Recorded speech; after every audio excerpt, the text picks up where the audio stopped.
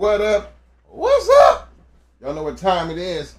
It's Talk Shit Tuesday. What up, everybody? What up? What up? Hope everybody enjoyed their weekend. What's up? Big shout out to all my people out there in the Shark Tank. Big shout out to all my people out there on the back street. What the hell is up? Y'all know what time it is. Get them drinks, roll them up, get ready to sit back and enjoy the show. Hey, fellas. Y'all noticed along the way, the last couple weeks, we've been kind of like just going through, almost like summing up everything that we used to do in our very first videos. How we kind of like worked in like in a certain format that brought us to a certain point. So now we're kind of like trying to just take all the information that people have learned over the two plus years that we've been doing this, and we're trying to like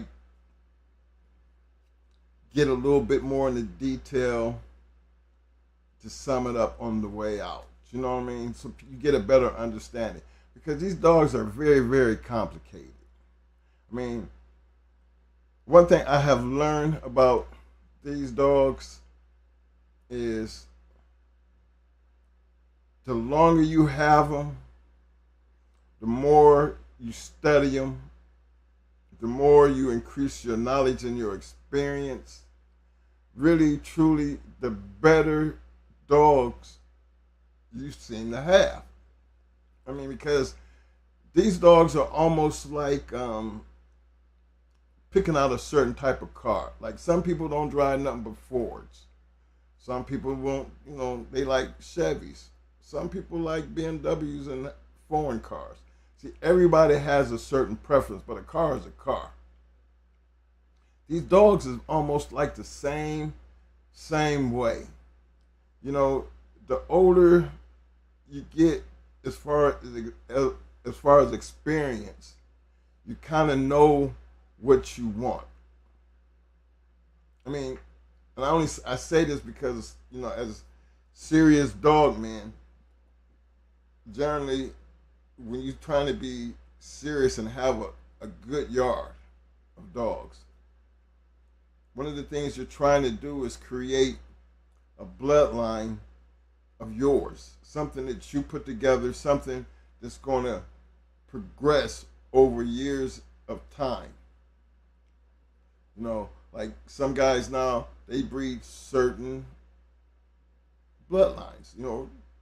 Well, I'm going to say certain bloodlines, but what it is they took certain bloodlines, put it together, which created the type of dogs they wanted, and they stayed within that parameter.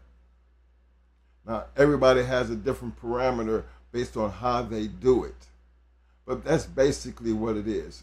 If you just go back and look at the history of the breeding program, these bloodlines just didn't fall out of a tree. They were all a combination of something. Even for human beings, we have this thing like I have a son that came out with freckles and red hair. Yeah, freckles and red hair. He's my son. But in the beginning, I was like, where does these freckles and this red hair come from?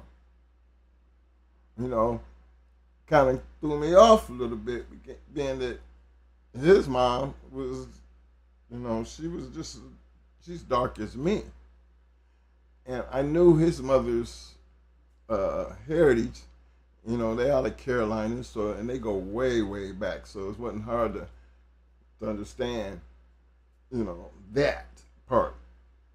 But where the red hair and the freckles came from was the Irish. My great-great-grandfather was an Irishman who had red hair and freckles. Yeah. So it went, the genetics went way back them generations. I put me. Now, that's not the only time it happened, because I think my brother has his daughter, he has a daughter that had red hair and freckles, and she had a son that had red hair and freckles.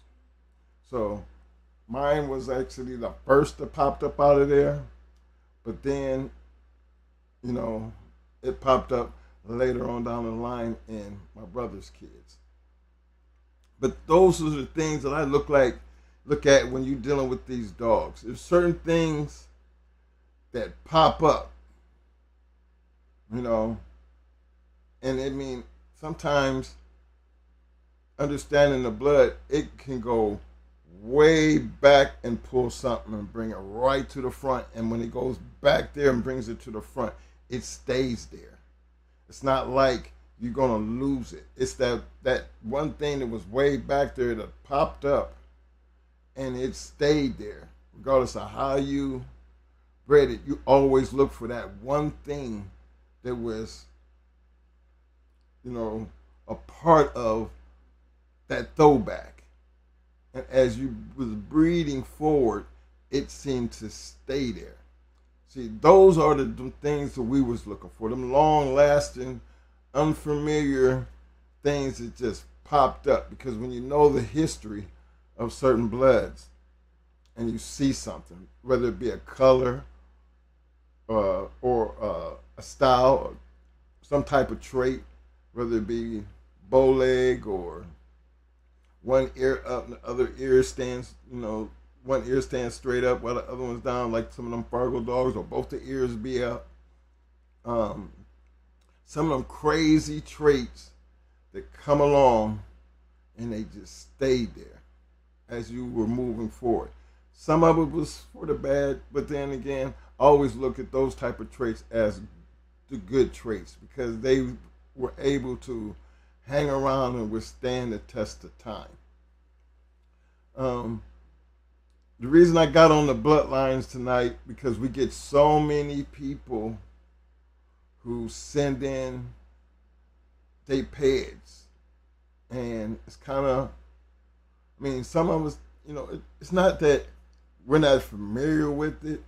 It's just, it's interesting to see, for us to see the direction of what people are doing, you know, with their breeding programs and trying to get a better understanding of it. Y'all know how we started out way back when we just talked about that, when we started out not knowing what we know.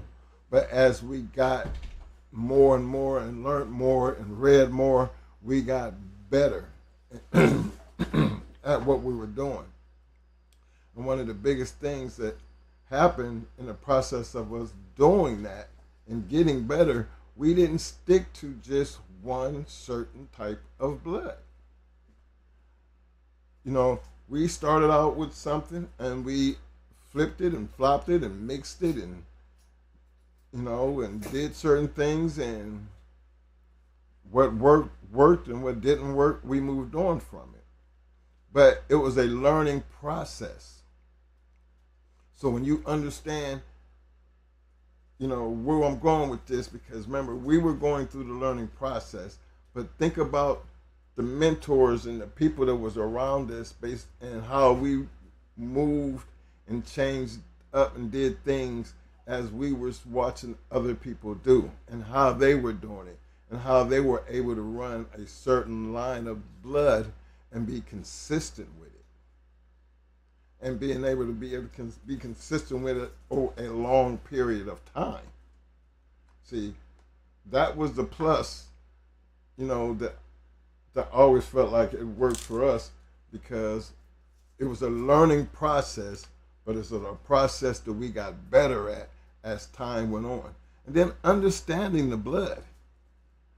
I mean, that to me was one of the major reasons why we talked about this, you know, getting the schoolboy books and the Fat Bill's books and the Belvin and Steele and Crenshaw. I mean, all that information, once you sit down and read it, you will get a better understanding of why people grabbed those books and read those books, because you got a chance to get in there and through history understand what people were actually trying to do. So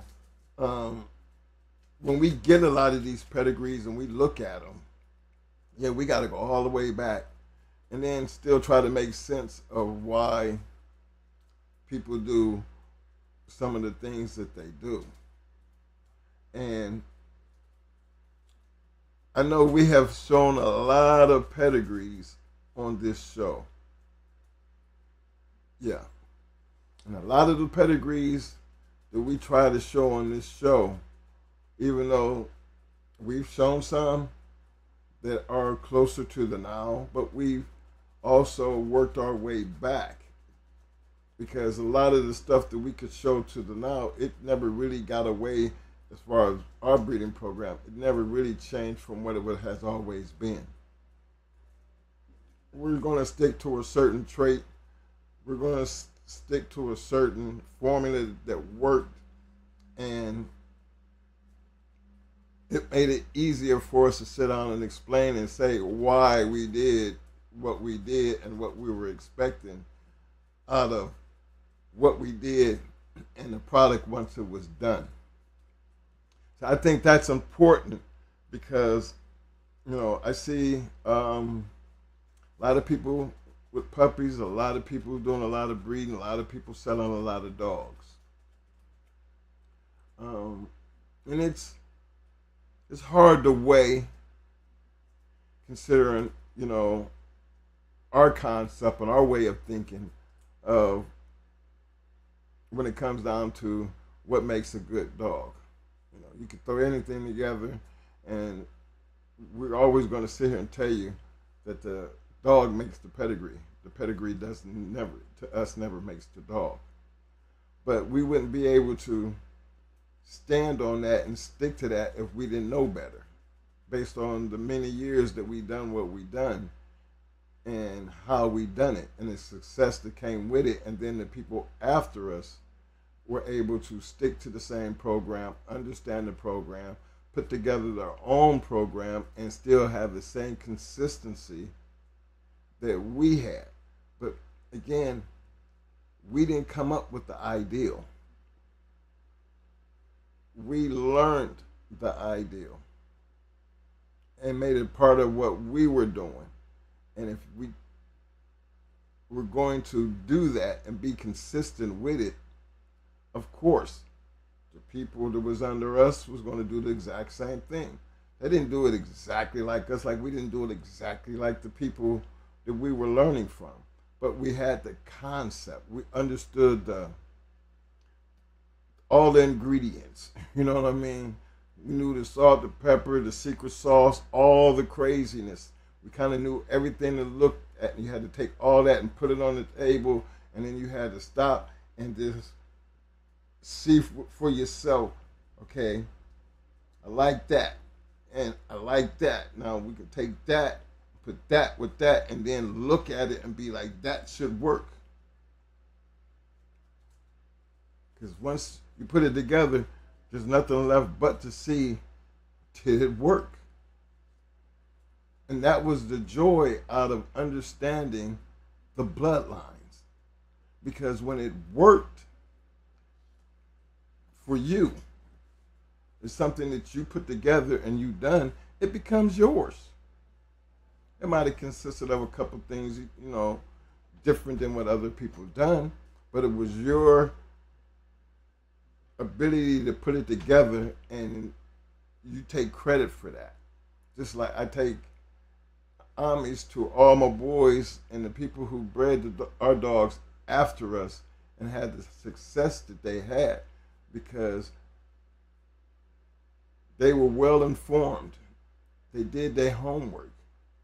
They put it together, and when it worked for them, you can't help but appreciate the fact that they were listening, they understood, and they had the faith to believe in what we were doing, and they made it their own and had the same, damn near, not just the same success we did. I would almost say they had better, you know, success than what we did, because we went, and for us, we went through the whole 80s and the early 80s when everything, the Great Dogs and all of them was out there.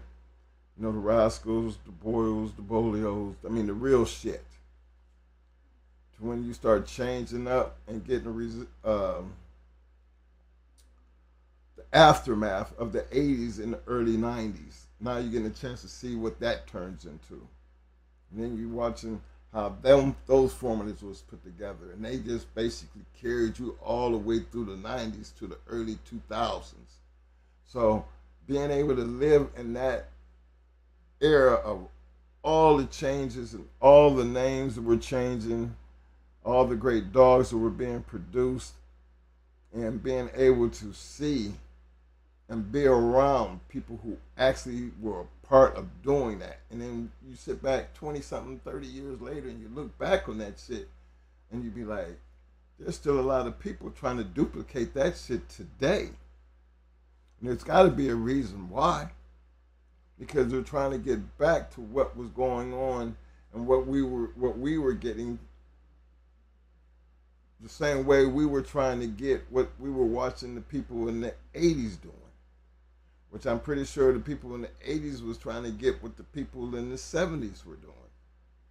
Because a lot of them bloodlines were mixed, were great crosses, man. Now, a lot of those crosses didn't work for everybody. And that's, to me, is what mattered. You just can't take any red boy dog and any Jeep dog and put it together and think you're going to get a great dog. I just never seen it working like that. Most of the great ones that we were learning from, they basically tried to breed the best of the blood to the best of what they had. And even if it wasn't the best of what they had, it was like something that was, they felt enough confidence, and if I put this right here, this good shit right here, and this shit right here, it's going to change it because I need this right here. I need some of this. Like for us, we needed when we got into some stifle dogs. Some stifle dogs kind of popped up. Because blood in them, they was not really stifle dogs. They was hard biting, snooty, hard biting chest dogs. They hit a leg and work a leg. It wasn't, their offense was ride the side of your face until they could get down and work them legs and them front legs. And then once they got up in that chest, they got deep. Those were chest dogs. The problem that made us get away from them, remember we had the Rascals with the crybabies and so many them Rascal dogs, Eli Rascal dogs, that it was common, especially being up in Ohio. You dealing with them Kingfish dogs, them Art dogs, a lot of the stuff that was coming up out of Detroit, which a lot of those Boyles dogs, you seen so many different things that people was riding on. Gameness, I remember when we first got in, everybody was hollering about that game, that dog game as hell type of shit. And in the beginning, that game, gameness was one of them key factors. But as time went on, and I'm going to tell you where we started when we noticed, actually, it was the Legion of Doom and our infatuation with them and their ability to create killers. They weren't, I can't remember any of their dogs who were tested for their gameness because they were such killers. And we seen, early in our career, we seen a lot of long, when I call long, hour 30s, hour 20s, hour 45. Even back then, we had a 2 hour and 30 minute, with Dusty. So, and she was a rascal dog. She should have, but that was early, and she should have won that one. But it was that trait. You know what I'm saying? It was that certain thing that we knew we had to get away from. Remember, we had Ratchet. So even with Ratchet, these dogs were game as hell, man. Be there all day, and they wasn't like they was stupid. They had mouth. But the thing was, when you got a chance to see what a killer looked like, a killer would make you change your mind about why do I need this when I need that. See, a lot of people be talking about, a killer is hard to come by. Which is true. This is true. But I've seen people successfully breed for killers and got killers. And the thing I noticed about a killer, American Pit Bull Terrier, you could be game as you want to be, but the inevitable is coming. It's coming. Because that killer is not going to get up off of what they've been doing all night.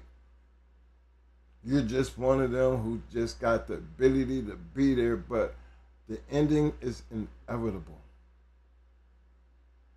And over the years, I've seen it to where I have been convinced the inevitable is coming. It's just a matter of time. Good dog over there. Good dog over there. But it's like you're never going to get back in it. Never going to get back in it. And I've seen enough for that. And I think that was another one of the things that made us really change a lot of things in the early 90s that, that caused us to change the way we made the change. Even when we did get into the red boy shit, we were always looking to add that extra. 'Cause remember, we had Amber. You couldn't get no gamer than Amber. Remember how we got her? Amber, you couldn't tell her she wasn't winning. But what was it about the red boy shit that made us want to add that It was all about the Remember? Before there was Mayday, we was looking at Angel's Apache. Look how he was bred. Remember, we're already on top of the yellow shit. What was it about the yellow shit? Well, if y'all just go back and look at the history and back in that time period, look what was happening. In that time period, there was a change happening. And it was the yellow. It was the beginning of a change. When you start seeing them hard mouth Boyle's dog falling to the wayside, and start noticing them son bitches is on clocks. 45 minutes and ding, ding, ding, ding. And you got a red boy, yellow cross. That red boy yellow cross was like destruction. And the other thing was them kingfish dogs. There was a lot of them up there where we was. And they were some good damn dogs, man. They was even crossing the king shit Kingfish and Kobe, Kingfish and Eli. I mean, good, good dogs, really. Game as hell, and they were winning. But you know, think about dogs like Art and Queen and Luther and Dunk. Them was destroyers. There's so many more out there. Back in that time period, just never seen 45 minutes. I mean, stone killers. And to me, people might say that's only because this game this ain't been tested. Okay, well I can get with that, but it's hard to find one who can actually get with a dog just killing shit. It just, history will show you. And this American Pit Bull Terrier game, man, there's a lot of dogs known as killers that was bona fide with it, bro. Bona fide. Never seen 30. No. And look at all the dogs that's out there. And you just wasn't going to happen. See, that's what we got caught up in. We wanted dogs like that.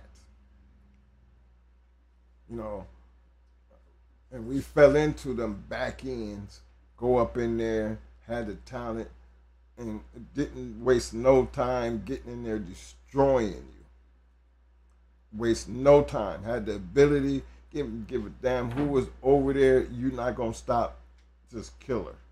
This killer coming through you like you don't have no resistance. And regardless of what you do, they're going to get there and they're going to punish you. And a lot of that, fellas, trust me, it was the breeding program to put that together to lead to that. You look at some of the successful ones like Hardcore and Stone City and the Legion and Supernat. I mean, there's so many more I can just name that they just stuck to just one thing, and they were consistent with having them things. You know what I mean? So, understanding that for us when we see papers, it's hard for, I look at papers, I've been looking at papers for a long time. I don't get into papers like my brother does because he's almost like a rocket scientist because he's trying to, he will get in there and dissect and try to really understand what you were trying to do and give you an honest opinion if you're getting there or if you're so, you way off, or he knows the questions I ask, what are you trying to do here? I understand them well enough to where I don't have to ask. I mean, I look and be wondering, well, first, second, third, fourth, there's nothing there. I mean, so what am I waiting? What can I say? I don't know enough to be able to say anything. Because for us, our papers never looked at like that. So it's hard for me to get into understanding that. But one thing I understand is, fellas, we need to put a little bit more attention on the bloodline aspect of some of these pedigrees. Because bloodlines have traits. There's something that each bloodline is going to either bring to what you're trying to do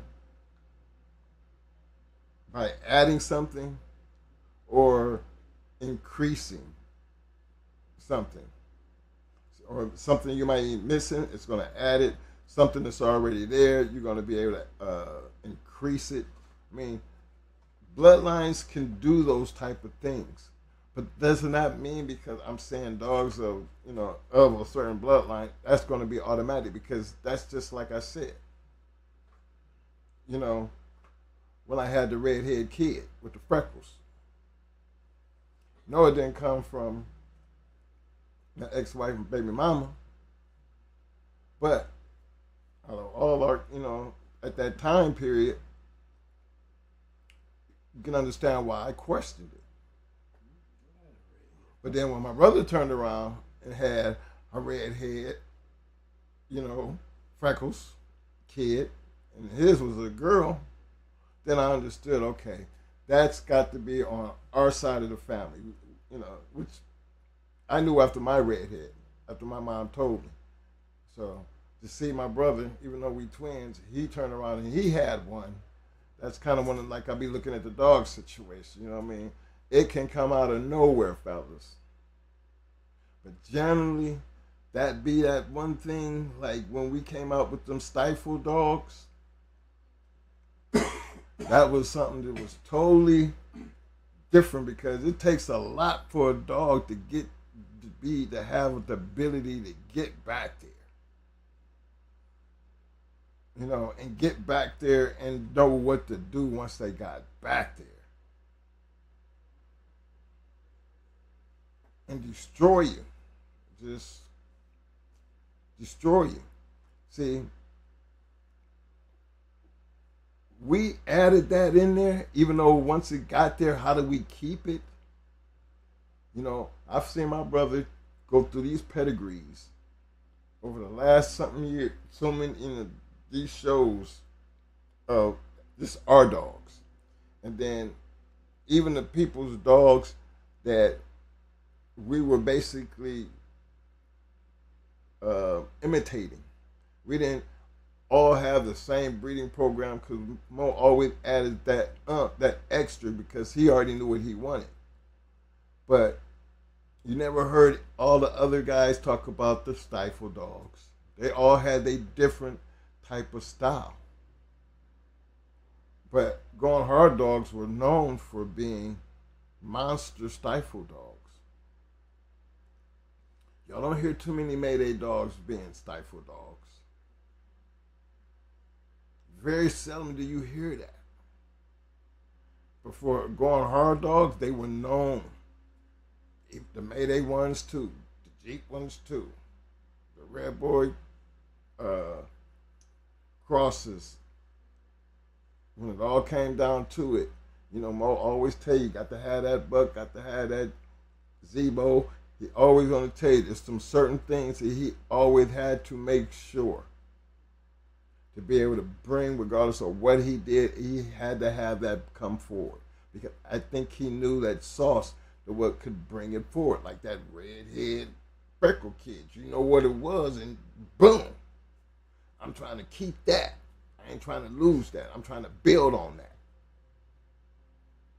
And with all the litters we had, which was not many, we were always lucky enough to get those ones that had that ability to do exactly what we wanted them to do. And that was get in there and just literally smash your shit. Didn't give a damn on how long it took. Remember, we didn't have many that went an hour. Our 40 plus something shows, damn near 50. We very seldomly in our years of doing this seen an hour because they were that devastating. So I felt like, okay, let's get back to the bloodlines first, because the bloodlines, I knew that's what they was working on. Mo and RKP, that's why he always give them big shout outs to Pope, man, because Pope got him to understand. And when you start messing with a lot of pedigrees, you start learning the dogs. You start learning everything about the dogs that made the pedigree. The style, what they were passing on, what made them ROMs, what their offspring's done. You kind of get a chance to know all of that. And it just always seemed to help when it came down to you putting your shit together. Now, your thing is you have to be able to know these things, bring them into your program, maintain them things, and make it yours. Because over the years, names have changed. They do change.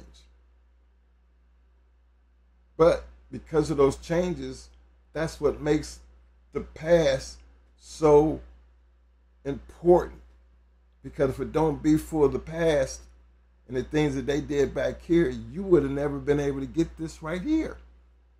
And for it to work, you have to understand the scientific ingredients of why they did what they did and how they did what they did and the results of what they did to be able to appreciate when we talk about bloodlines.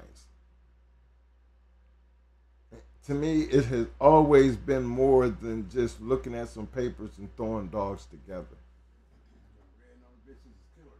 You know what I'm saying? And, you know, we always used to talk shit. We never got beat by a black dog.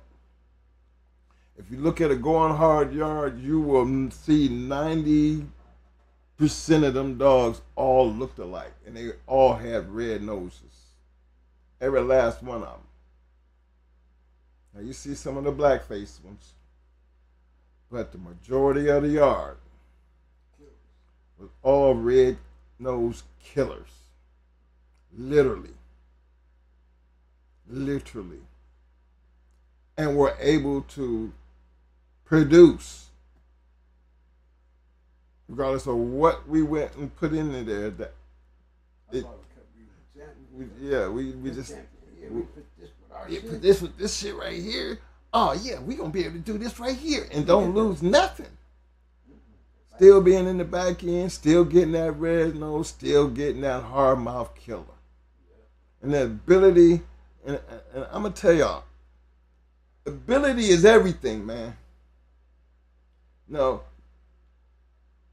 nobody game tested their dogs harder than we did. Nobody. I mean, there might have been some, but I can only speak for us because we was never looking for gameness. It was never about the gameness. It was all about the killers. So remember, think about our yard. Think about everything that we actually kept on our yard. You had the best of the best, and everything that coming up had to deal with that, the best of that shit right there. And that, to me, that's a hard test when you already got a yard full of goddamn good dogs. And these up-and-comers got to be tested against this type of shit. So it was nothing for us to see something go down against something good. You know, we get a chance to see, can you come up? You know, but there again, if it don't be for understanding the bloodline, you know, the people out there that we were going into, they never knew we wasn't ever really worried about gameness. But we to ourselves, we knew about gameness because we always checked that before we left the yard. Why? Because look at all the shit that we had on the yard to put it to the test. When you're dealing with killers. Little. Somebody going down.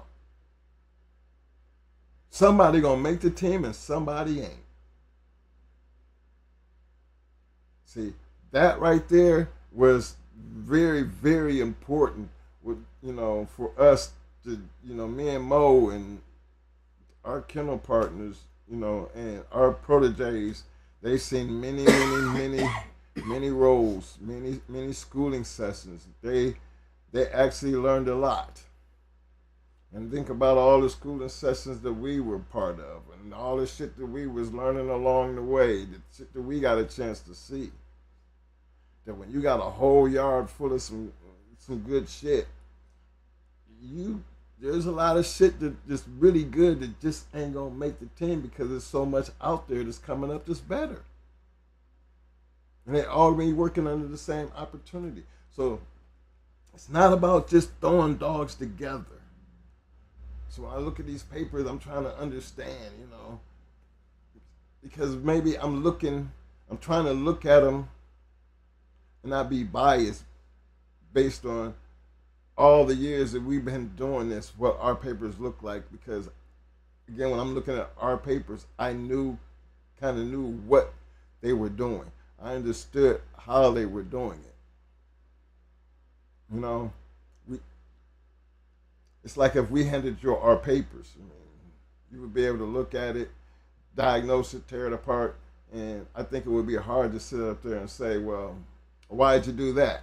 Because if you look at the dogs that's in the pedigrees and seeing the dogs that we was using in them pedigrees, you're going to go back to the mothers and fathers and them champions, and you're going to understand why we did that. And if you look a little bit closer, you'll be able to understand all the different traits on those dogs that they're using on their yard, and the different traits and what we did with the dogs that's on our yard. They dogs is killers, but they them chest killers, them hard mouth killers. But then over here we got killers as back end killers with a lot of talent. Two different yards, but not the same type of dogs. So the breeding program has a lot to do with that. But when you do it on your yard, it becomes your bloodline. It's yours. Like the Stone Cities, like the Hardcores, like the Legions, like the Supernats, like the Mountain Mans. I can go on, like the Boyles. Come on. Those bloodlines have names. But those bloodlines also consisted of different breedings and outcrosses. I think that's what I wanted to talk about tonight, because I think, Mo is so much better at having that conversation than I am. And then we took care of the mindset of everybody, from the 53 all the way through the 58, through the 60s and the 70s and the 80s. So, and we were talking about the men and the different types of dogs. But I'm seeing all these pedigrees and I'm seeing all these puppies, and I'm just almost overwhelmed with the pedigrees that I'm seeing and don't know. And not to belittle anybody. It's just hard for, Mo gets into this a lot more than I do, so take it from me when I say this from the business side of it, because I'm not dumb to this game. I'm not dumb to papers. Just put it like this. It's almost like handing me a contract, and I'm reading this contract, and it don't make no damn sense.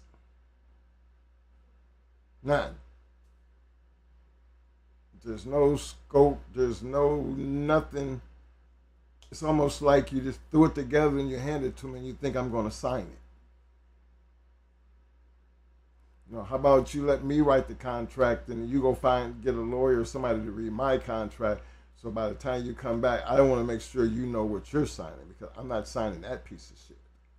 And that's how I be looking at some of these papers. I have no idea what the hell you're doing. No concept in what you're doing, and I don't really know what to say. So Mo, look at this, and I would tell him, I don't see what they're trying to do. Take a look at it and give me a call back, because I'm getting these pedigrees, and I really want to give, I'll turn them over to you, and if you see something, you deal with the shit, because it's important, fellas, to understand from our point of view, considering our history, what we've done. To me, Fat Bill has been successful. He's another one that has done it. Pedigree has been successful. To been able to do it and still maintain his types of dogs. It is maintainable. But remember, their names are on them dogs. Only in America, that's his shit. Fat Bill, that's his shit. Tom Garner, that's his shit. I mean, those are the things that I'm talking about. Those are their bloodlines, gentlemen. However you want to look at it, how they flip it and flop it, it's still theirs. So when y'all throwing shit together, are you throwing shit together to sell it, or are you actually throwing this shit together to create something that you're trying to make yours? That's all. I'm going to turn this over to my main man, Mo, showing you why you get yourself together. And I don't know how you're going to do this, but tonight's Tuesday. Let me get my shout outs out right quick here. Big shout out to my man Double M Tespo in the house, coming in saying bite down and shake that like button. Appreciate the love, Double. Big shout out to the one and only Supreme Excellence in the house. What up, fam? The one and only Heart and Fitness Kennels representing the night. What up, fam? The incomparable Mr. Eli Monster. What up, fam? Yo, K-Walk. I see you, fam. The one and only, the man, Mr. William McNeil in the house. What up, fam? Long-time supporter, my man, Mr. Vernon Starr. What up, fam? Big Witch in the hills. What up, fam?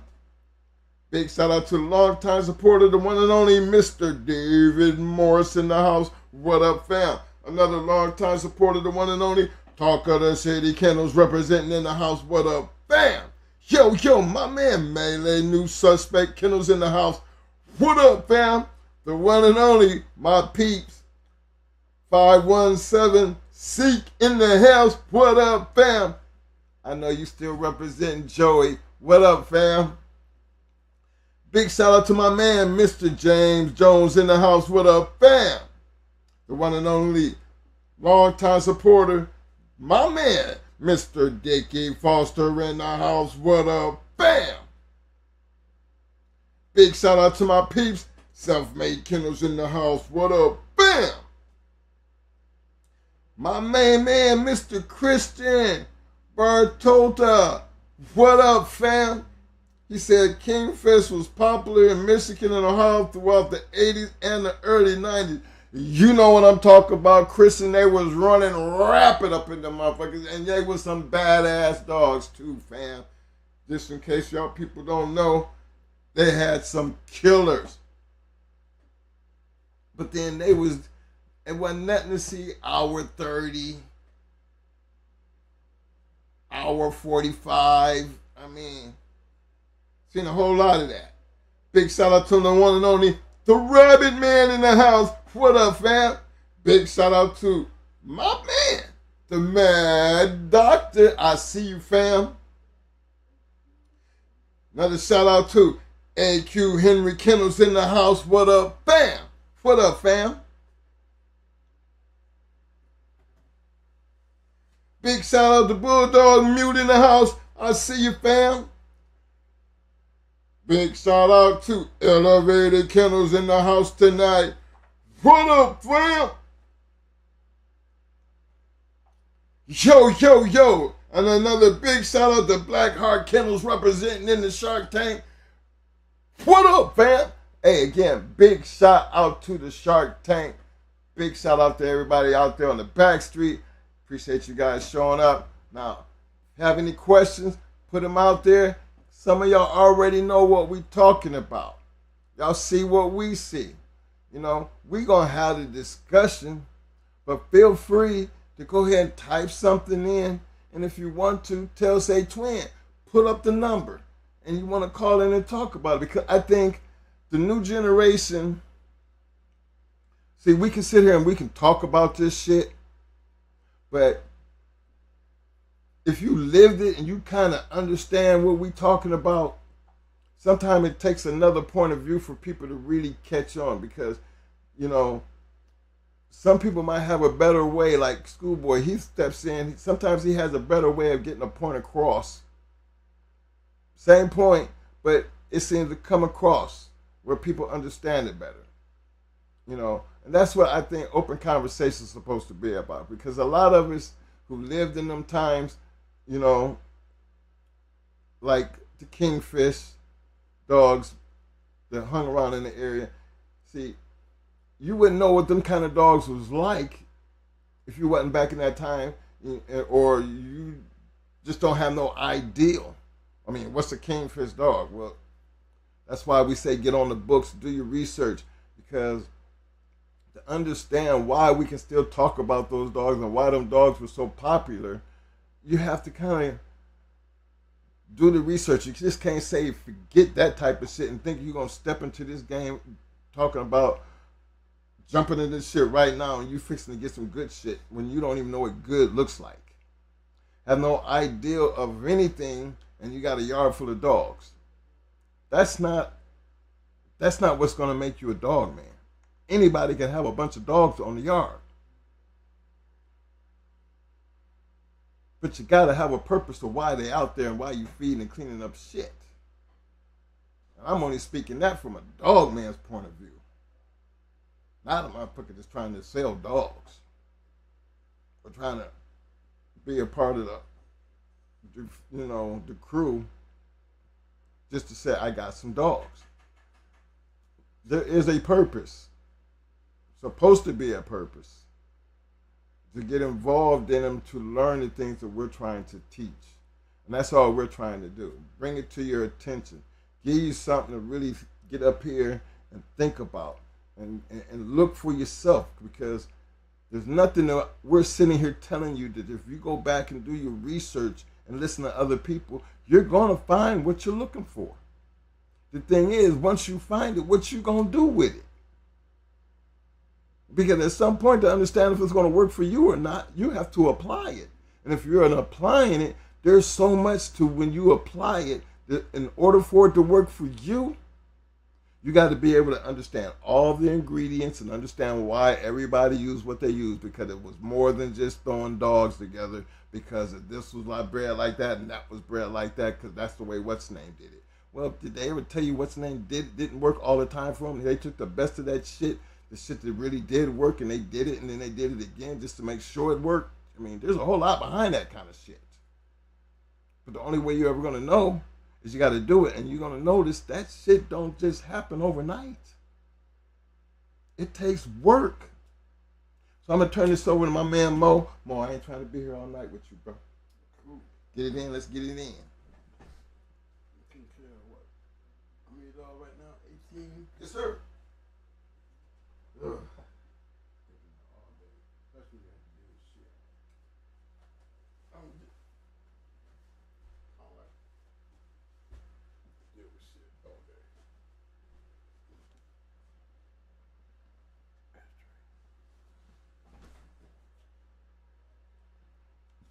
What up, everybody?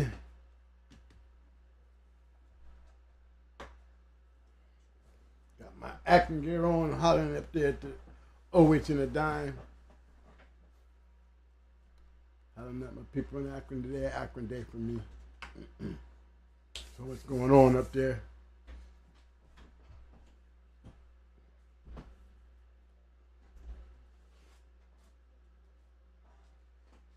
I hear Mike talking about them pedigrees and aspects of them. I hear, breeding dogs is, to me, is you gotta have puppies. That's the first task. You're gonna start breeding, you're dealing with puppies. I don't know about y'all, but me, puppies is very hard to deal with when you're trying to be a breeder. That's why I was never really a breeder.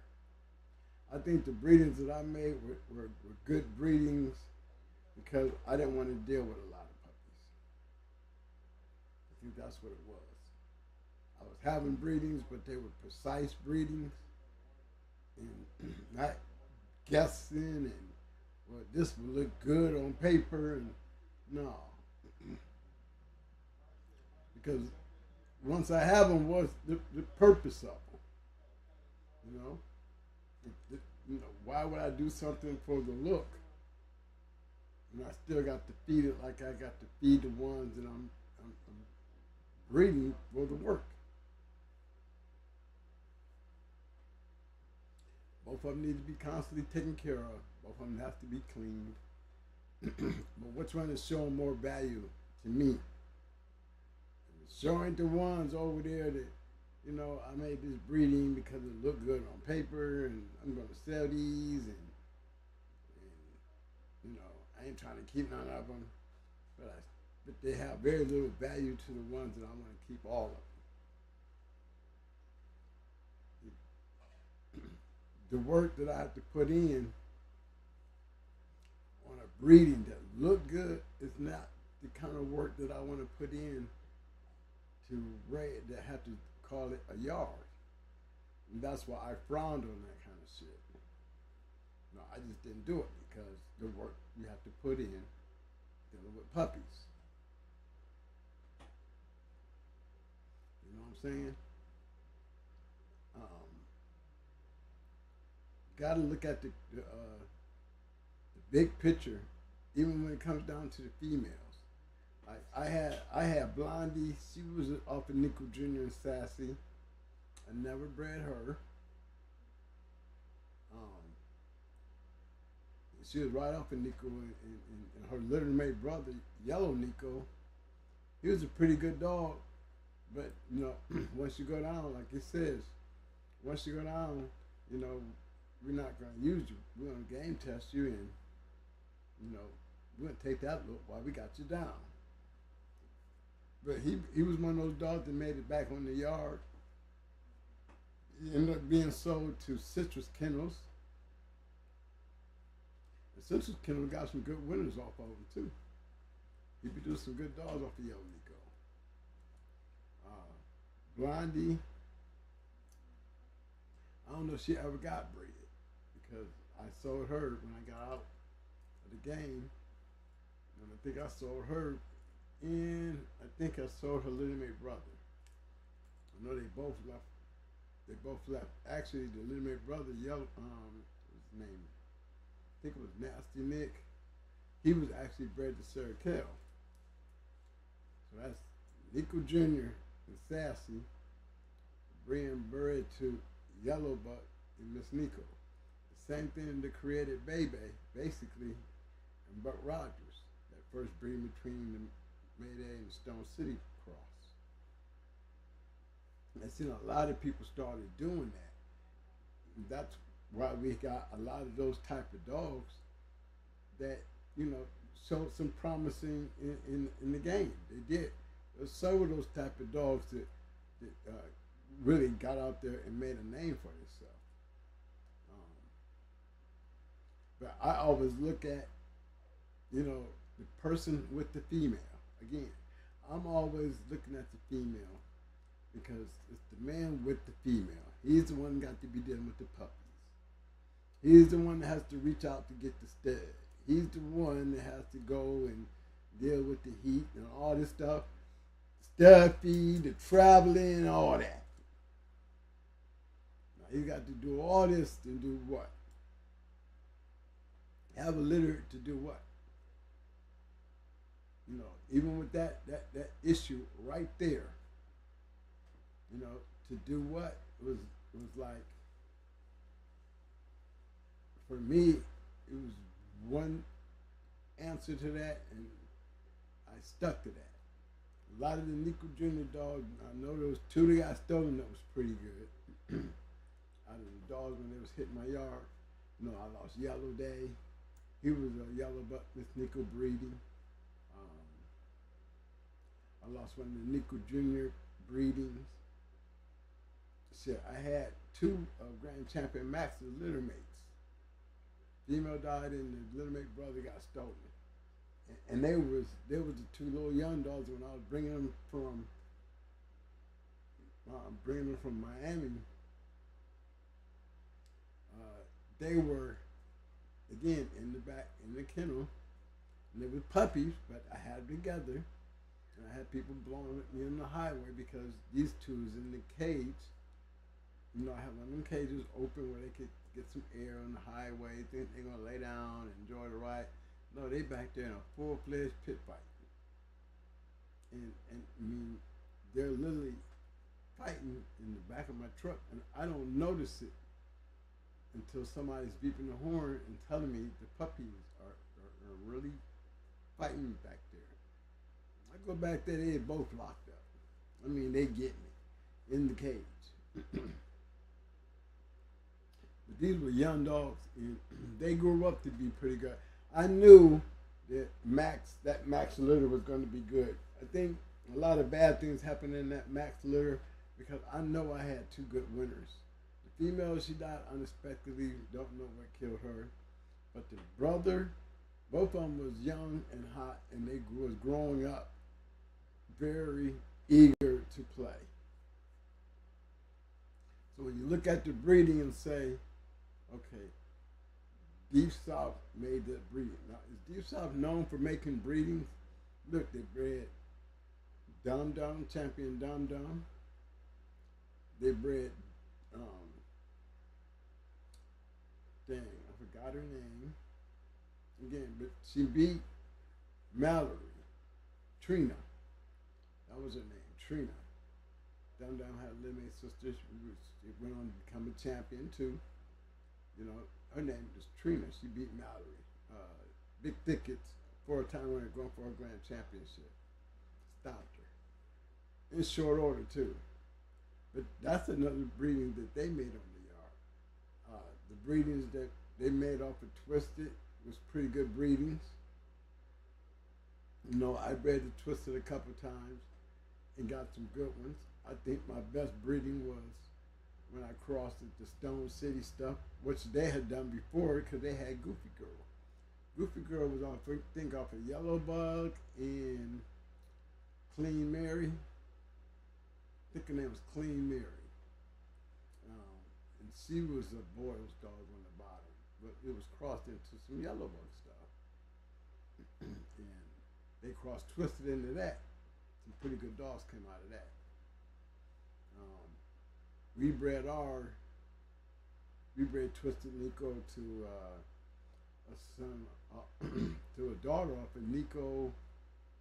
What was it? Yeah, Nico bred the Champion Sugar, Bozak. It was Bozak.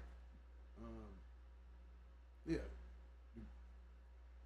the female was Champion Sugar. She was off of Bozak, and the male was Nico. Made that breeding and got Naya. She produced some good dogs when we bred her to Twisted. You know, and what am I looking for? Because none of those dogs,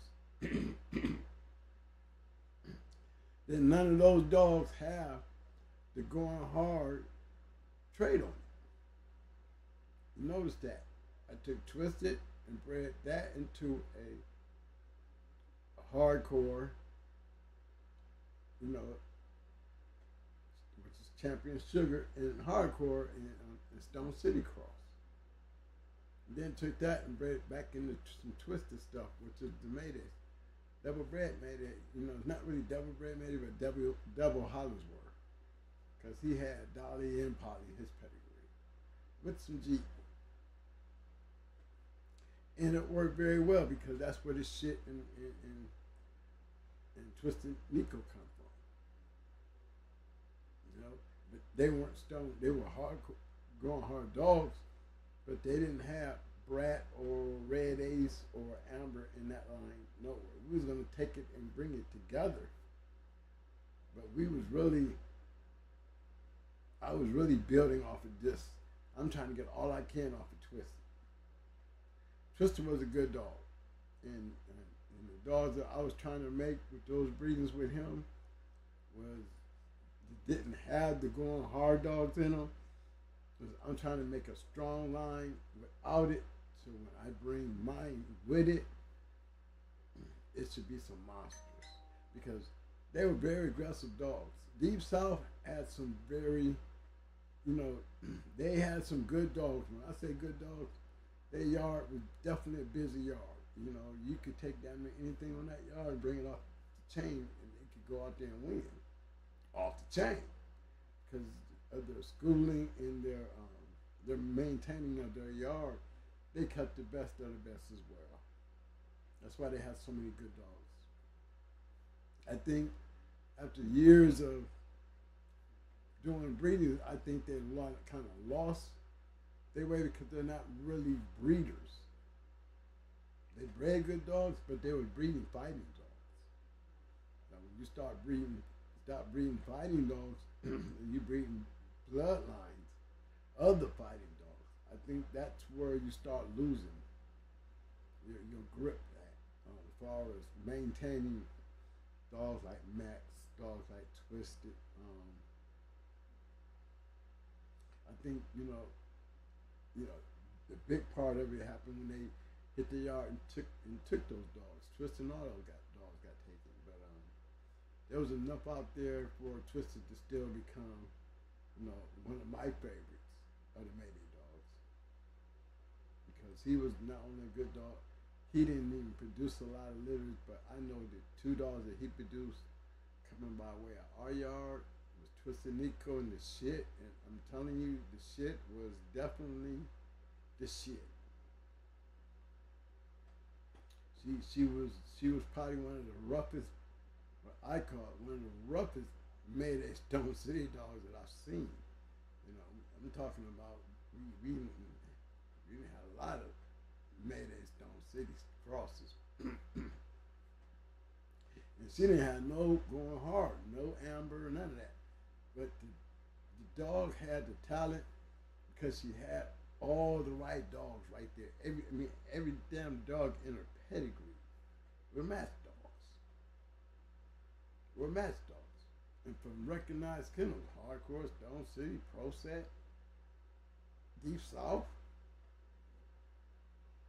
And she was one of those females that you watched her grow. Her brother moved on a lot faster than she did. But you could just tell it was just like a little time bomb just waiting to explode. And let me tell you, when they exploded, everybody that thought they had a bad bitch came by at some point and put on the shit. And the shit dismissed everybody. And this is going towards my ending time because they was the last 2 match dogs left on my yard when I got the dogs. Eli Monster would like to talk to Michael Bayless. Alexa, answer the call. Can you hear me? Hey, buddy, I just want to tell you your volume's really low. We can't hear very much. Okay. Hey, Mike. He said my volume was low. He said, Not volume. Your volume is all right, friend. All right, thanks, Eli. Tell me, put a thumbs up, man, if it's good, sounds better. All right. Okay, thank you. He said I'm sounding low. Hey guys, y'all let me know if y'all can hear me. Do I need to speak up some? Do I need to get closer to the mic? I hope y'all ain't missing none of this. Okay, Tim, is that better? Right now, I'm just grooving and rolling and talking. And is it better now? Thumbs up, anybody, if it's sounding better. I'm gonna wait till I see some thumbs before I get started again.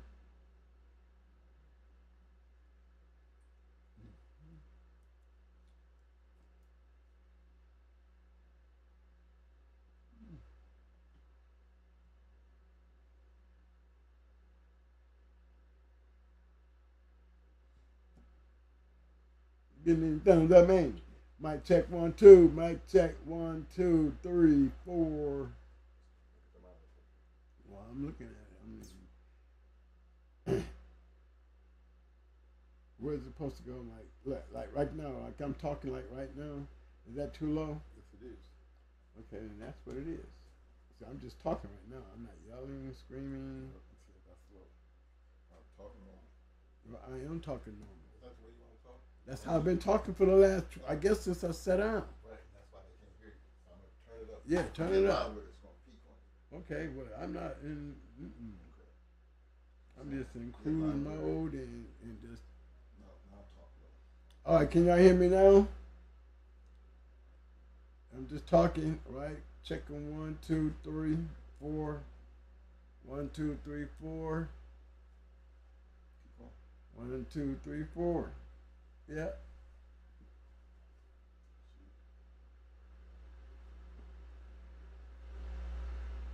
Yeah, they said a thumbs up now. They got a thumbs up.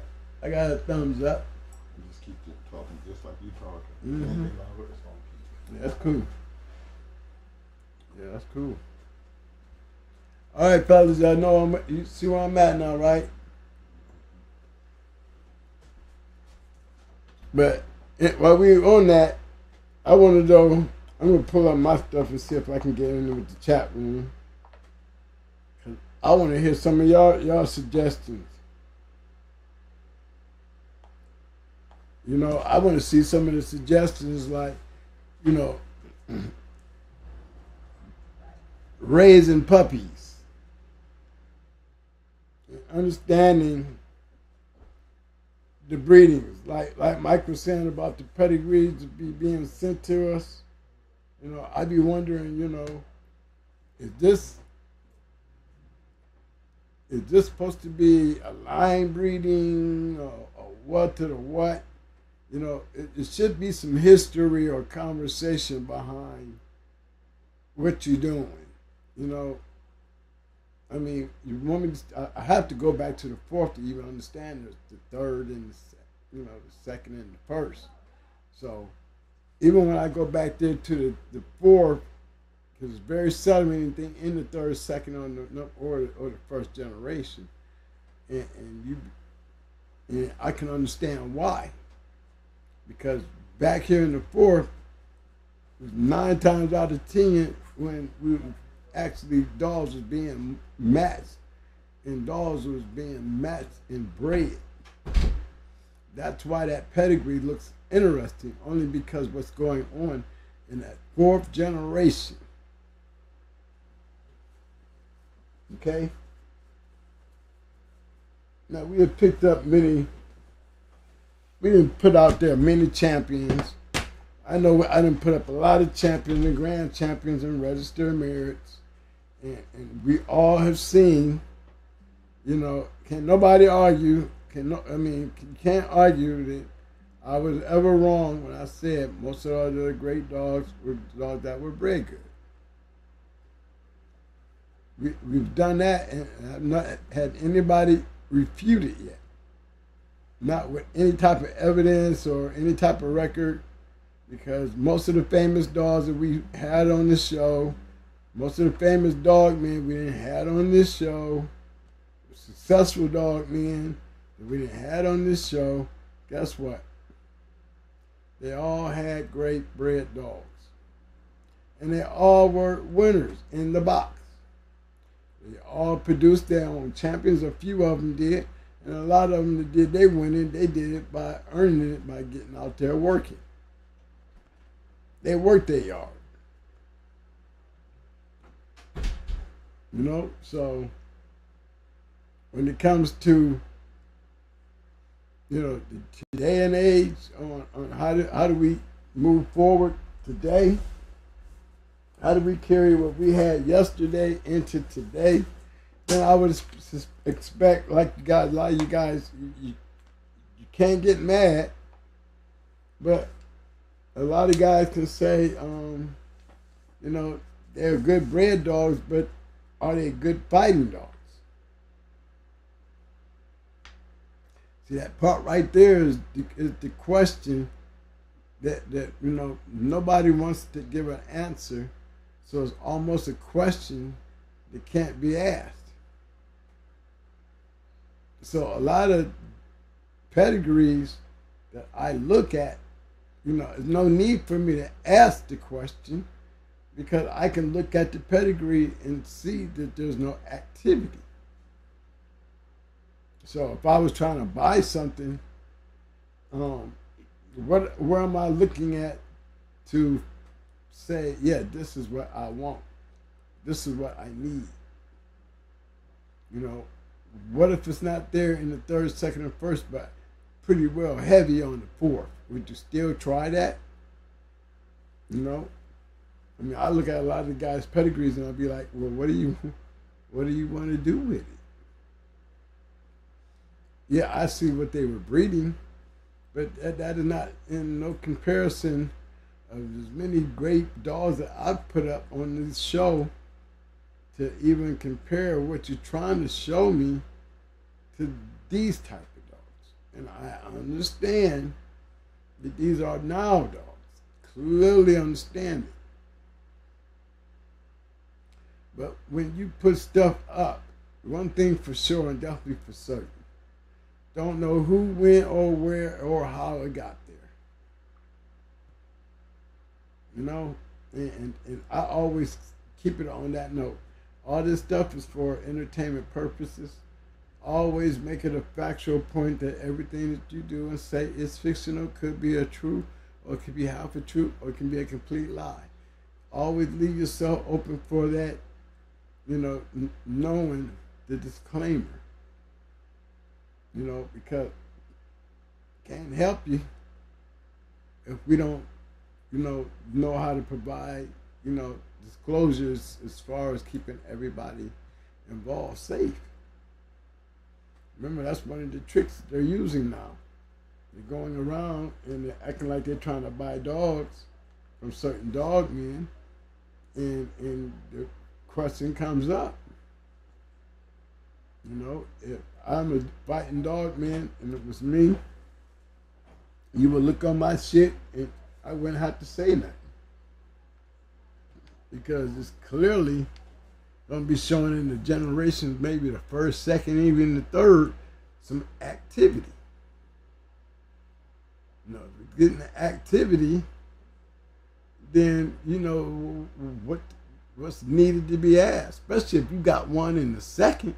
And Lord knows that you got a champion sitting up there in the first generation. I mean, is there any reason why they should even be asking such a question? When if they looking at the damn pedigree, they would automatically know that ain't no question that even need to be asked. The only time you want to ask that question is when you back there in the fourth generation, where it's really basically safe to ask. Okay, well, I see all this shit in the fourth. Okay, I just want to know what you trying to do with this stuff. What are you looking for out of it? I mean, did it lose something in the third? No activity. I did it lose something in the second? No, but do you know it's the way they bred it. You know, it's still tight breeding. Yeah, it is. That you're right. But what good is a tight breeding if there's no production? I'm just saying dogs is bred tight and there's no production. I mean now we into the third with no production. Now we in the same breedings. Yep, they're the brother and sister on this breeding. They're still trying to keep it looking like the fourth. Again, still no production. Now we get all around to the first. You know, in the first generation, you got the mama and the daddy. No production. So that means the dog that's up there who's carrying this whole pedigree, either he's going to be like everybody else in the first, second, and third, or he's going to do something that finally made the third, the second, and the first finally come together. And that would be work. You know, but what if you don't do that? What if y'all just take him because you can explain the breeding, which is no, there's no activity, and we're going to make him a stud dog? Why would I make him a stud dog if there's nothing there that he's studying with no activity? What, we're going to keep on looking at the pedigree? But is their standards, are they bringing their activity to the standards of the actual fourth generation pedigree? I see a lot of them that don't. They lose it. They fall flat.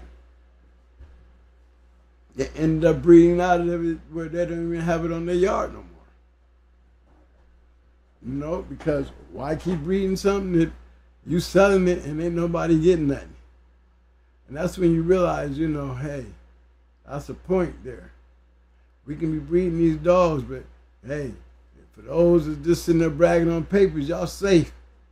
But for those who run around there, you know, looking for vision, you know what I'm saying? You know, you got opportunity to keep him alive. If you can't keep him alive, then, you know, everything he's doing is going to fall short. And maybe it's like I say about Walkmall. Walkmall had a lot of champions coming on their yard. And I could never figure out how these people was open to the public like they was, selling the dogs that they were selling. Yet couldn't nobody, I'm talking about for years, didn't nobody get nowhere close to anything that Walkmall was doing with they shit. I mean, and that's not trying to put them down. That's just facts. And it wasn't like I was trying to put them down when I made that notion from the giddy of it. It was still a fact. You know, that there was not many champions of any by way that was other than Walkmall.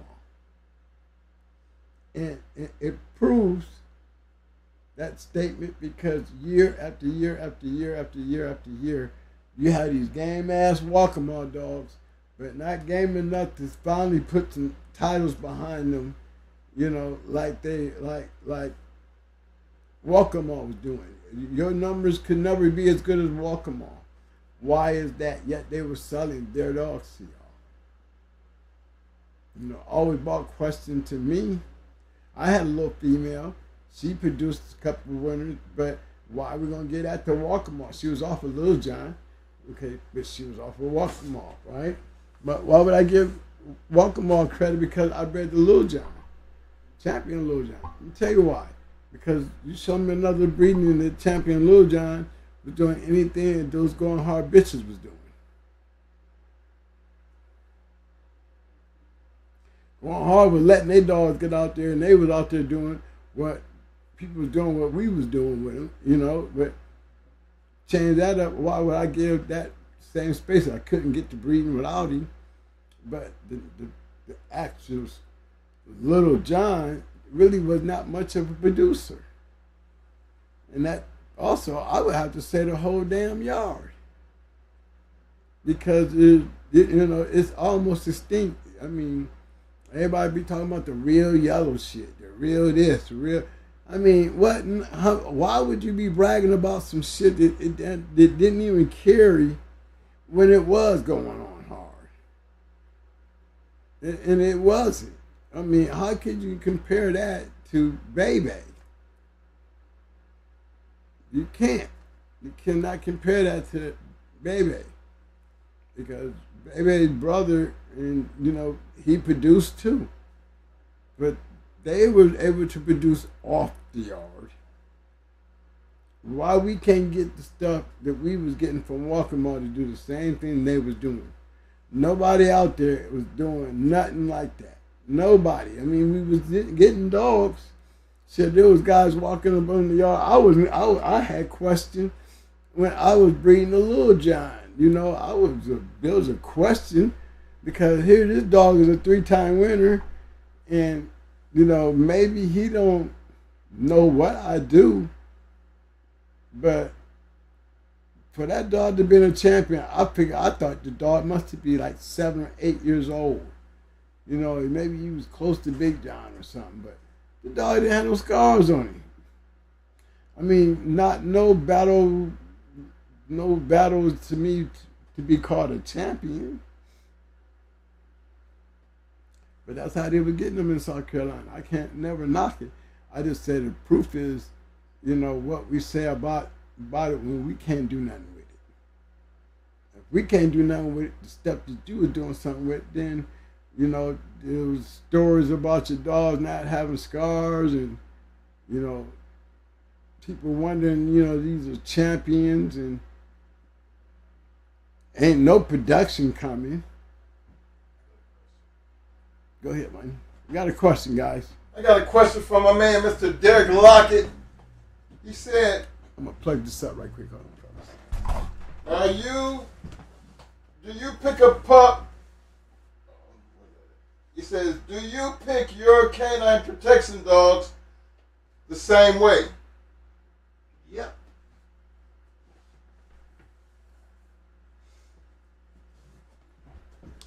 My canines, I'm already a picky person. And, you know, because I look at my canines like they pit bulls too. I gotta have vicious. My dogs gotta be smart and they gotta be vicious. Now Chaos is, he's like the, to me he's the Mayday on our yard because he throws puppies that are straight canine. You know, I got 12. He only had 2 litters. I got 12 puppies off of him right now. And there's a total of 6 girls and 6 boys.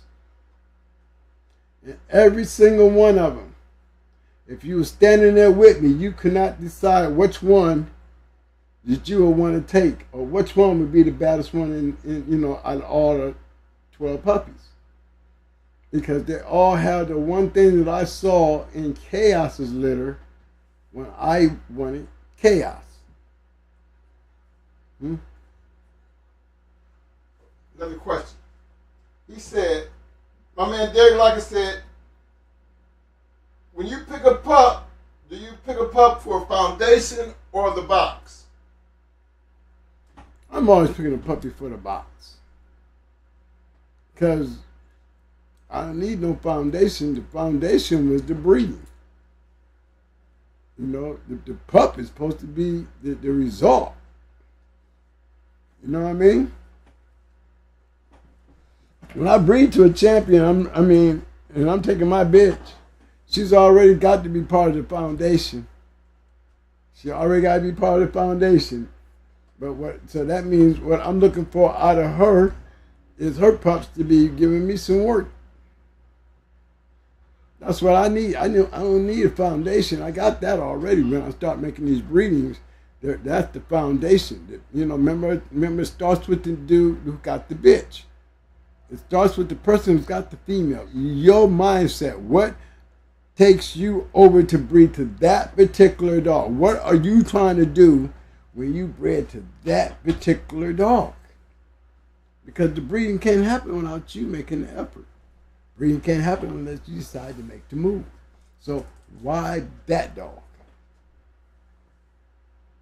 You know, that's where I put all the questions on the breedings. Why did you use that dog?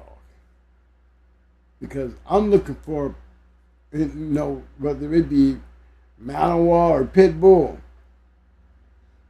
I'm looking more for my own traits to show up. When I breed to a champion, I'm looking for this champion or whatever made you a champion, because I'm looking at your pedigree.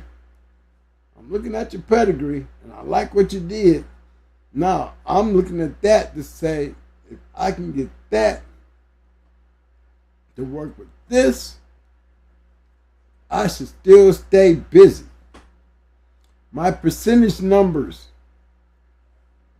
I rather get 1 than none.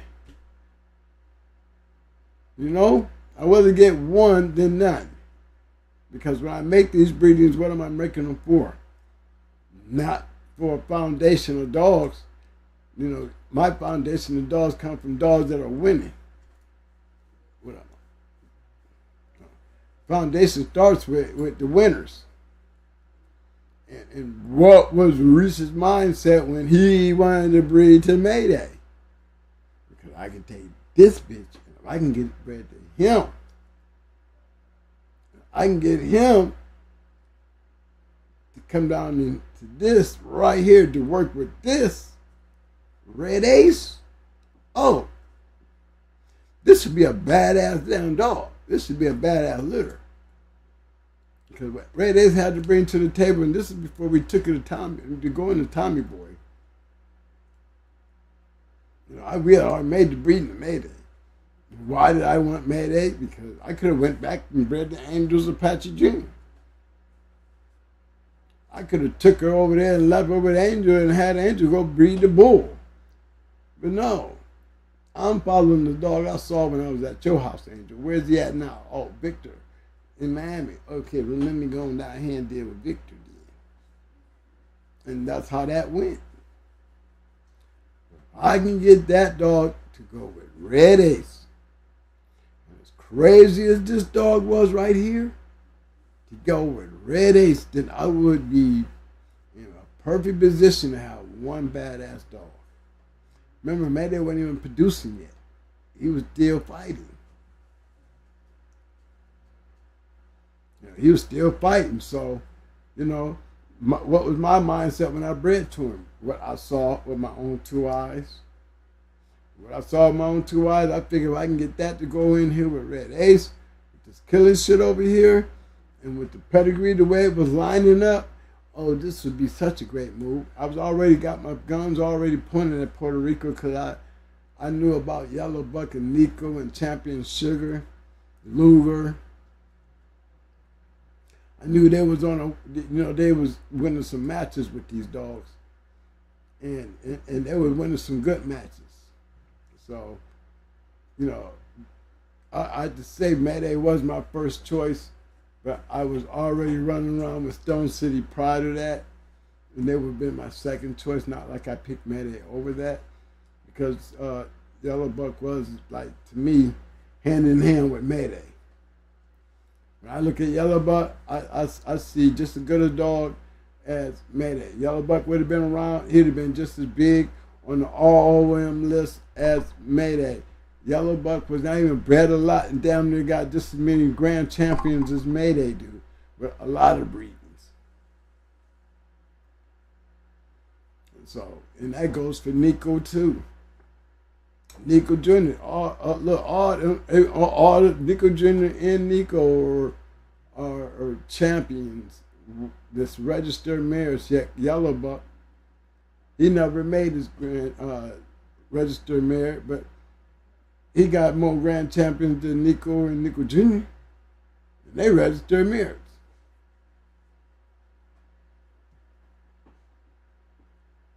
So that's a foundation. Everything that was coming off of that in those breedings, they were looking for work. The foundation is when you take that bitch and you make that breeding. The foundation is that breeding, then what good is the puppies if the foundation got a crack in it? Because you're going to try to save your money. You're going to find every reason in the world to believe this was a good breeding. You're going to try to say everything in your power to say that this was, this is the future. And all you're going to have to do to rely on that is these papers, then it's not good. Because I relied on the generations of the winning. And if I couldn't get no winners, then that was not a good breeding. And look at the time that I have to sit there and clean up shit and take care of these dogs to get to that answer. I am real anal about dog shit, guys. And I mean that. I got OCD to dogs around dog shit. That's why I have crates in the bottom of my cages.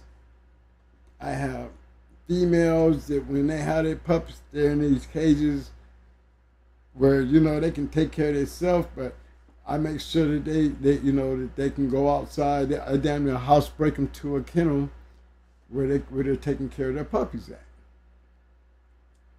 Because I don't want, she's gonna always keep the place clean. So there's no need for me to worry about her keeping her house clean. I just gotta make sure that she can go out there at my house and relieve herself in a good place where she can get back to her puppies. So it's like, I just don't want to waste a breeding and wait for something that, that I know that the percentages are not going to be the same. I better caught Diesel. Did I have any, any standouts from that breeding? Not that I know of.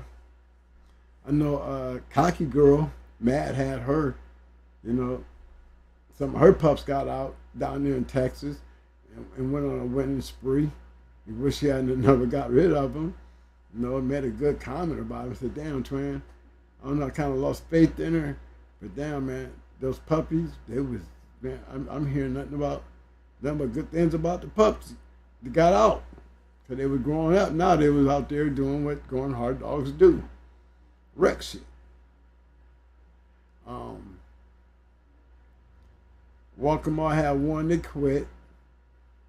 Then instead of him getting rid of the dog, yeah, he got rid of the dog. He resold the dog. And then resold it to a person who thought they was getting a good dog and quit again. You know, and that was a sassy to Lil John, Walkmore Lil John.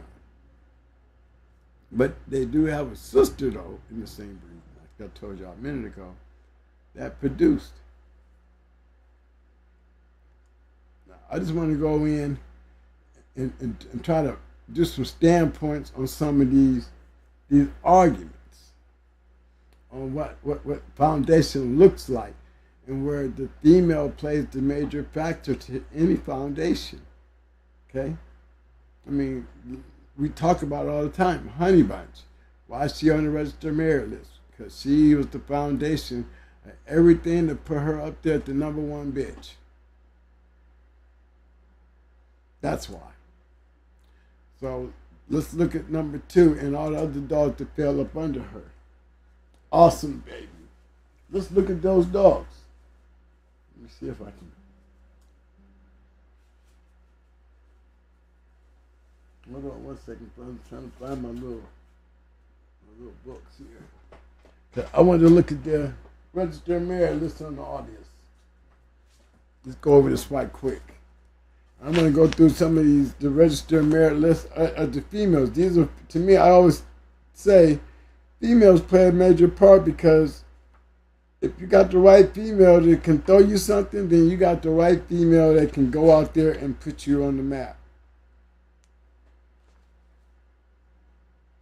If that's what you're looking to do and that's what you're looking to get, a female is definitely the best way to get one and win with it.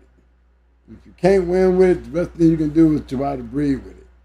You know, either way, that's the best. You know, she is the foundation. I mean, we can call a male foundation, but a lot of us, we take the female that we want to breed to that male. So when we taking our female, it's really based on the breeding to this male. You know, what was this guy's mindset to go breed his female to that male?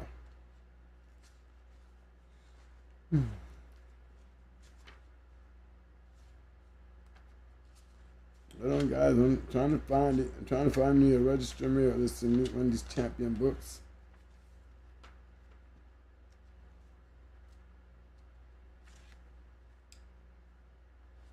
I've been 24/7, guys, so bear with me.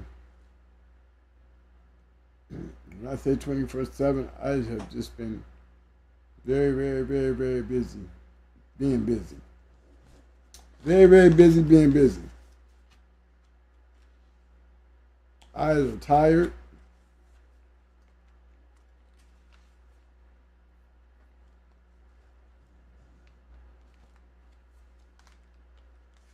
Because me,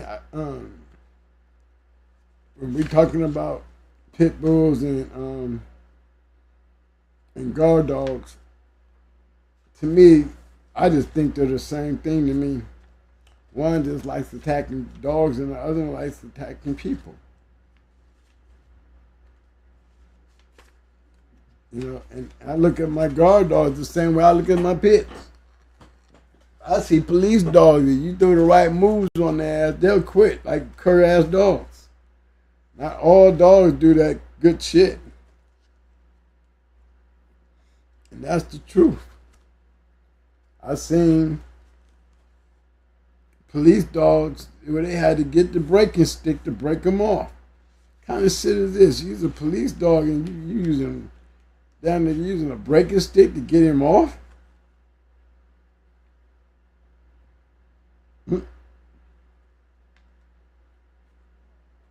And those were the kind of things that, you know, we was dealing with. I'm dealing with on my yard, even when it comes down to my attack dogs. You know, he's like a I would say his daddy is like a Mayday in the guard dog category, because his daddy had a whole litter of these little chaos come from a litter of dogs that could not be socialized. I mean, they went to good homes and then they was brought back older they got because they could not be socialized. Chaos. He's not a sociable dog. It's not the fact that because I didn't bring him around a lot of people, it's the fact that he grew up during the COVID time, and you know, you need an aggravator to aggravate your dog to be trained when we're doing that type of work. And you know, we can't be doing too much when everybody's is wearing a mask. You know what I mean? And by everybody wearing a mask and that 6 foot distance for the first 2 years of his life, he was being trained. There was a 6 feet distance. When everybody really too talkative down there back then, because then nobody want to catch somebody breathing on them and giving them COVID. But in his world, you know, this must be a distance that everybody got to stay away. Anybody putting themselves down in this range right here, I'm getting their ass. Because evidently they ain't got no business in that range. Well, guess what? That's what's the problem. Because when the COVID went away and people started closing in on those distances, I couldn't even take him in the store with me anymore. Everything was cool and everybody had the mask on. You know, but as soon as the mask came off and people started closing in on the radiuses, you know, he became dangerous. Not only dangerous to people, but he became dangerous to me. You know, I can do, and he's just like a game pit bull. You know, he knows his job. You know, he likes to fight. That's really smart as hell. Do anything I tell him. But what does he really want to do? He want to attack shit. He's like hungry for the attack. He's very watchful. If he catch somebody raising their voice or talking in a higher pitch than normal, me trying to say, well, look, don't come over here by the dogs. Dogs is running loose. Let me get them under control. That type of situation. And then you got, well, person don't want to understand, maybe he don't hear you, or he's trying to talk, and this is not the time to talk when the dogs are running free. This is really our playtime. But yeah, that happened, and dude got zeroed in on because he felt like that dude was invading his tone, all the things that makes him a bad guy to him. You know, made him a bad guy. And thank God, you know, like I said, I can tell him to cease. But his quick movement and his quick hit, he tagged him. And by the time I'm saying quit, he already tagged him. Looked like the dude got bit by a vampire. He got holes and bleeding like shit. See, that tells me, you know, I don't blame that on nobody but myself back then, because even though guys should have, you know, don't approach the dog because it's written all over the dog. There's more signs on this dog than there is the stop sign. Yet you're still trying to walk up on him. At least let me have him under control before you walk up on him. They're out here trying to use the bathroom and do their thing. And I don't, and it's a private area where I can just let them get that exercise off while we're out there doing that, and somebody tried to invade that space. But again, regardless, still my responsibility. And, you know, being as my responsibility, I feel like, you know, that opportunity of somebody walking up was an incident, you know, that, you know, we failed on.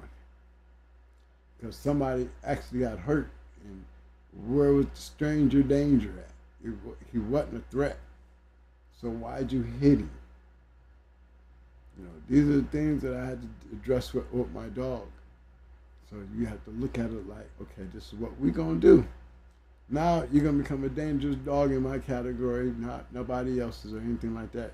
You're a danger in my category, you know, because you are too aggressive. So guess what? You're wearing a muzzle.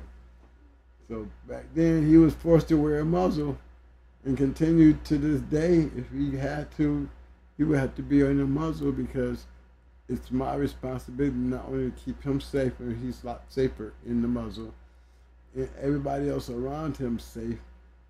Because if you come up on him, you don't have to worry about him attacking you and hurting you. You might give you a punch in your chest with him thinking he's biting the shit out of you, and he's got that muzzle, and his punch is so damn hard. You know, that'd be a different story. But you got to protect them. Same with the pit bulls. You got bulldogs out there that's pacing the chain and want to hit something so bad.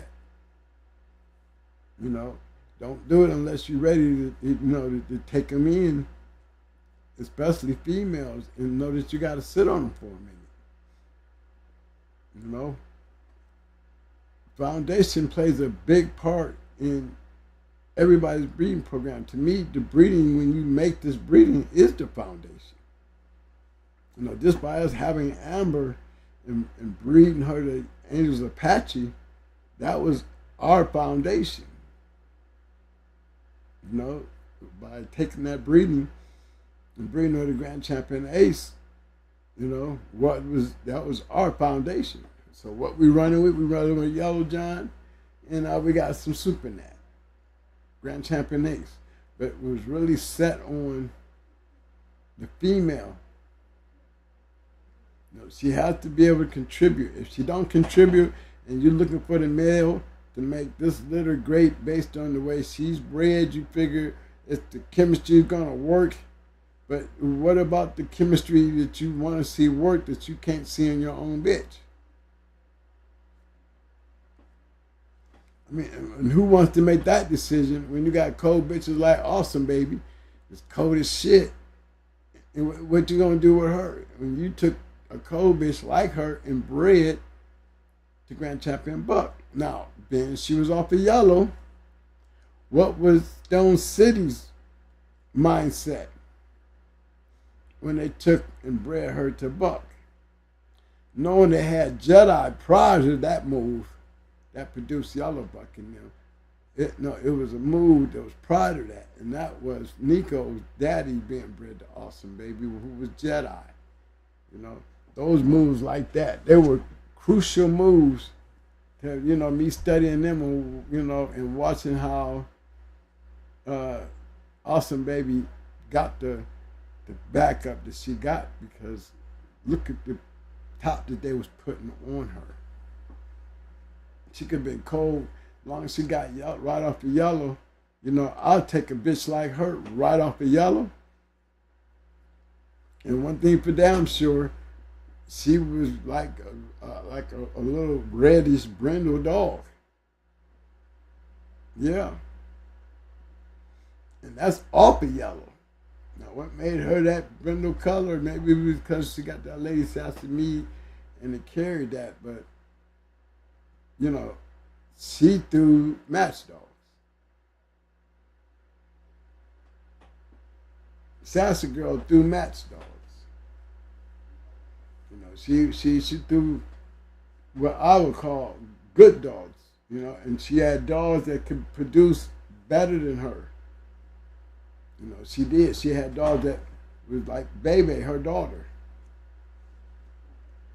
Maybe we should have been concentrating more. Because I bred Pretty Mom in the Barracuda yard, and I got rid of all those puppies.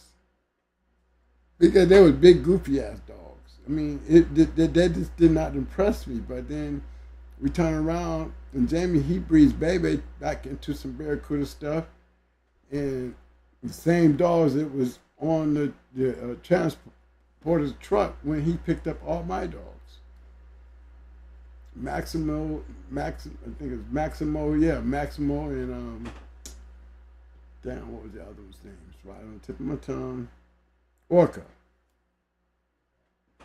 I didn't think Maximo was he was nice and big, but he reminded me of the Barracuda puppies that I had when I bred him to Pretty Mama. You know, I think I had a dude from St. Louis, he had bought two of them. Barracuda and Pretty Mama. And I wonder how they turned out. You know, the ones that I had, they were just big and slow and didn't see no get up at all. None. It didn't impress me none. So I sold them all. I sold all of them, and was never a fan of Barracuda, breeding to any type of red boy breeding. I think Barracuda works great going back into his own line of dogs. And I think that's where you'll find Barracuda being able to become even an all-women if that's what he is. But you're going to see that the dogs that he was producing was dogs that it was in relationship to what created him. Or adding something that we all seem to know working. You'd add Stone City into some Mayday stuff. With the right two dogs, you're going to have some dogs that's going to be hard to beat.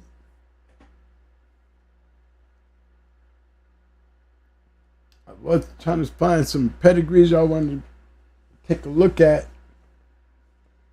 But I just wanted to bring up some to reiterate the importance of the bottom side of the females. You know what I mean?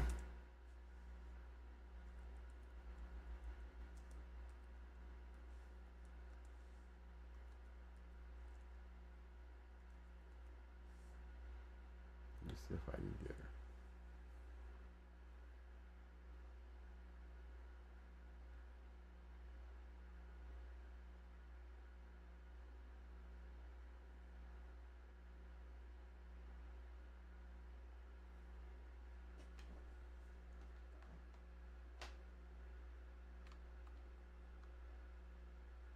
Trying to do this without the board freezing on me. You know how I might get, guys. I bumped the wrong thing, the board go freeze on me. I'm not gonna be happy. Okay, check this out. I was just talking about a brood bitch.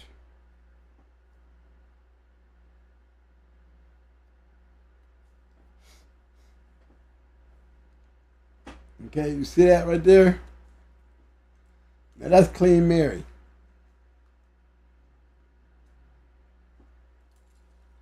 See, them the kind of pedigrees I like. Because why wouldn't she not be able to produce?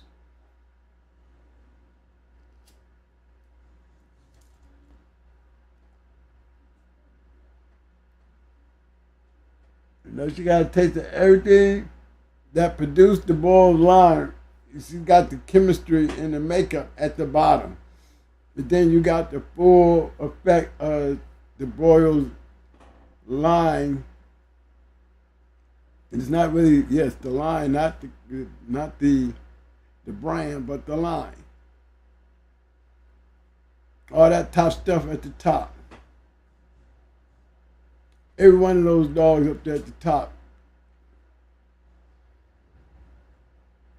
And then you got past, but look at the breedings, guys.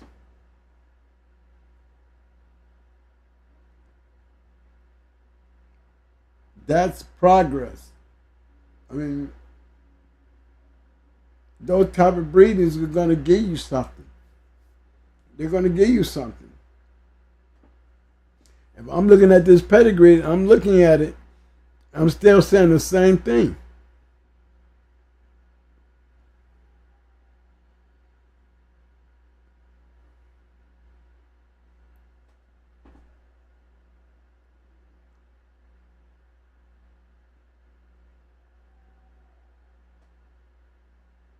I'm still saying the same thing. They go Soldier Boy. See the dogs that she was bred to? Look at the dogs they was breeding her to.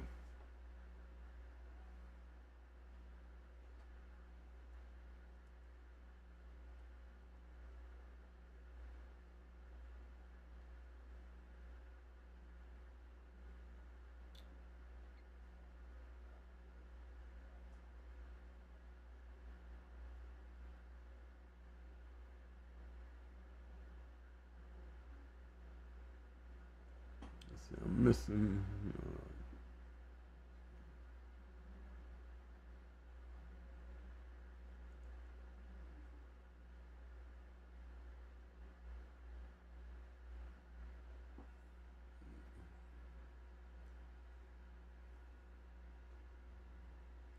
I mean, she was bred to nothing but match dogs.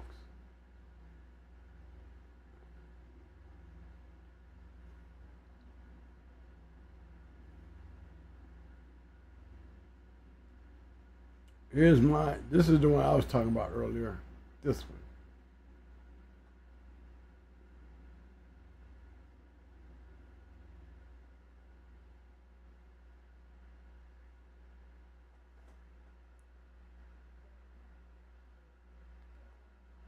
Nice dog. Again, look at her pedigree.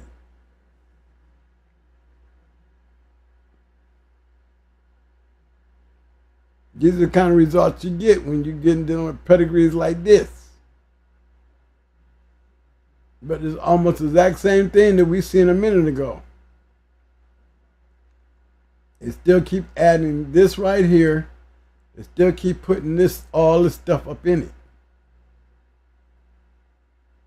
They added that right there. That was a key piece because it was already showing that it'll work. Like they did this down here. Already seeing that it'll work. That's why we way out here. So we got to ask STP, you know, which I think Deep South had Clean Mary. And that's why they were able to breed Yellow Buck to her and Luke Kane to her. And she was one of the dogs outside of Goofy Girl that got taken when they took the dogs.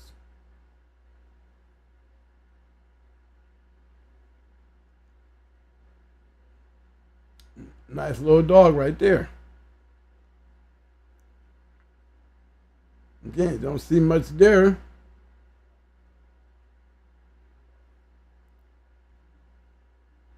But that's the litter I was talking about. I had 2 of those puppies.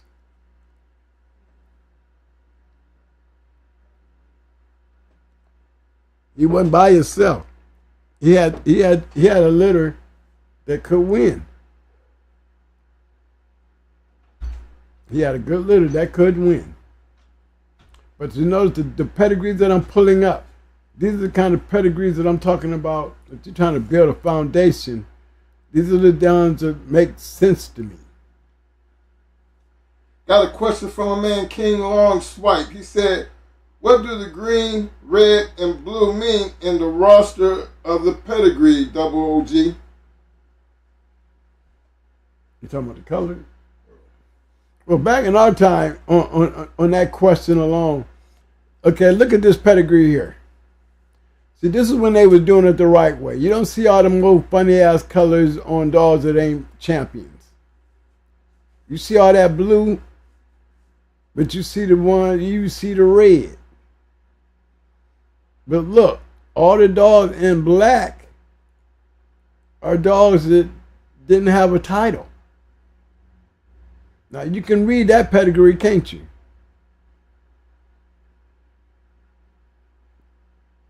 You know, those titles for us dog men that was using pairs online, you know, the old-fashioned smart way was you don't color these dogs unless they are titled dogs. That rule has been thrown out the window. You know, that was like a self-respect rule that, you know, a lot of us used on it. We would frown on anything other than that. You know, I ran into one with Naya, and I couldn't change that pink off of Naya's pedigree to save my life. You know, I deleted it, and it still kept coming back pink. So I left it alone. So they may have had glitches, but every blue dog in this pedigree has some type of title on their name. Just like the ones I showed you before. These type of pedigrees give you these type of dogs. And keep in mind, these are winning dogs. Okay? Most great dogs have great pedigrees.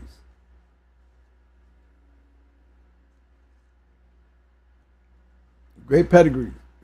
You sell max and they match max. Max them into a good dog, Cochise.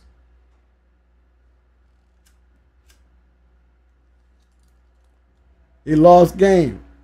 I saw that match. Felt sorry for Max. Felt sorry for Deep South. Because he didn't have to lose his grand championship. He could have sat on the chain and been a great producer. But look at the pedigree.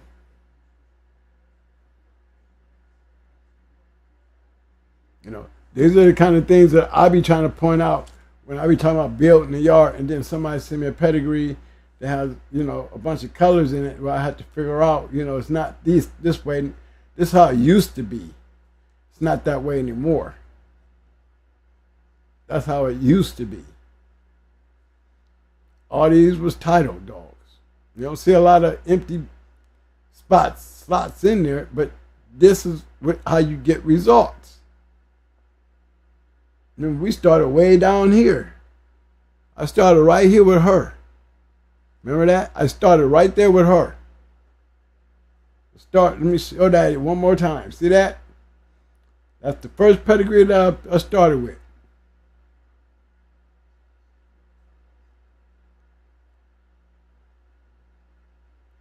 Look at hers.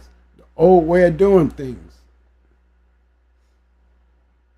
Every dog had something under them that was in blue or red.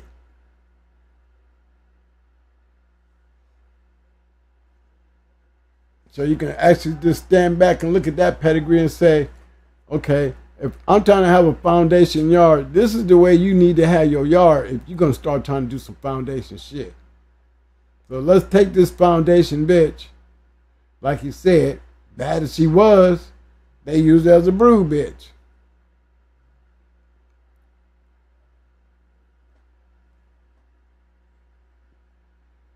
Then we started moving on.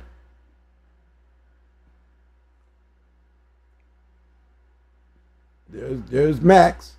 Same thing. Look at the pedigree. You got Yellow Buck producing Goofy Girl. She got taken right along with Twisted.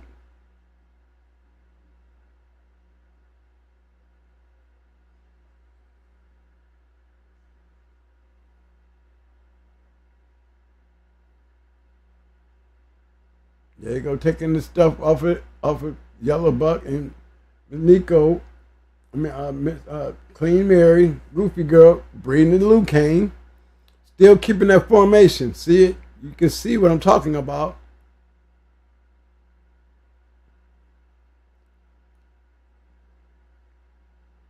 And believe me, they threw a nice litter. This dog here, when she was bred to Twisted, that dog threw a nice litter. Max was not the only bad motherfucker in that litter. My luck wasn't as good because I lost both of mine. But they were two of the hottest puppies really two of the hottest puppies that I had since I had Bebe and Buck Rogers in them. That was one on fire litter. And I'm talking about they was just scrap fight ready. They had talent. They were smart. They had ability. I mean, when you put Twisted on top of that shit right there, you just added more shit to the frying pan. Because that litter that produced this litter right here was one nice ass litter.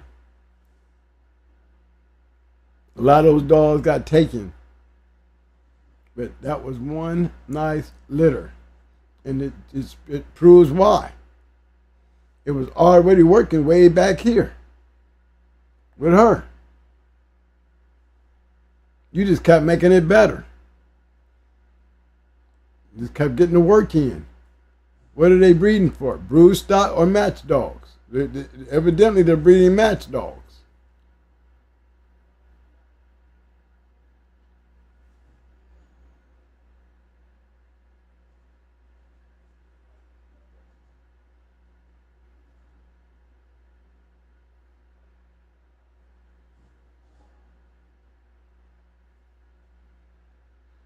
I want to go back to Clean Mary. Now let's go look at her pedigree. Let's see how good she really did. A lot of these dogs you'll see, like Mary Lou.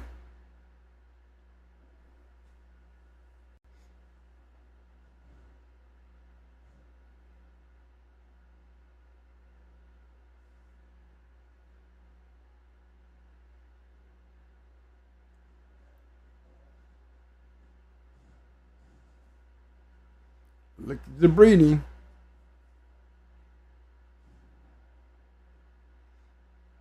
Those are the kind of pedigrees that I like looking at, because that means the possibility of throwing something. We don't see her in no red.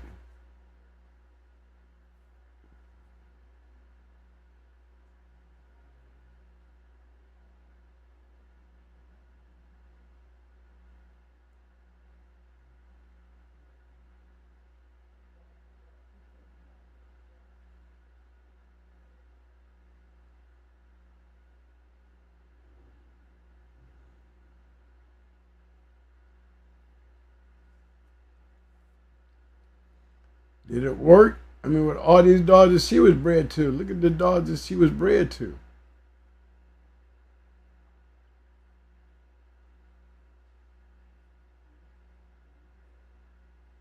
I can show you one that I know did work, this one. But I don't see, was she a good producer? No, I don't see it. I can tell you with this one right here worked.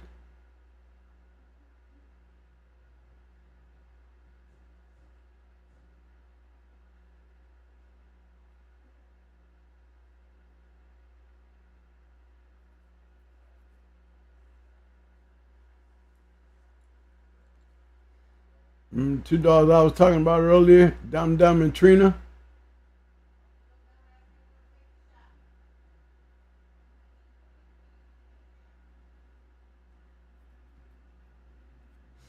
Mallory was a 4-time winner at the time when she did that. This dog right here beat Mallory so damn quick, it was like Chi-Chi losing to May-May. It was a blow through.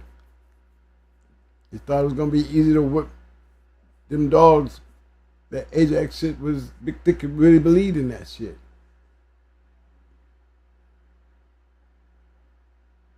Look at the pedigree though. And she had a litter-mate brother.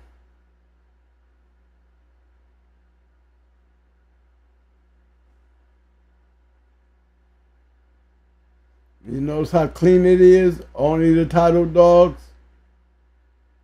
Only titled dogs. You see the black in there, but you see the titled dogs, right? That makes the pedigrees easier to look at. And you can actually see the progress on making decisions like this.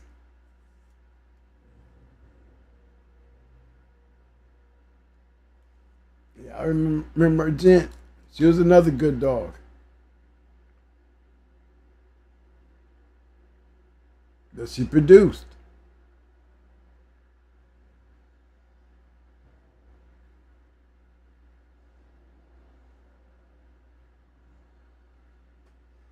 I had the opportunity to see him, another nice ass dog. Look at the pedigree.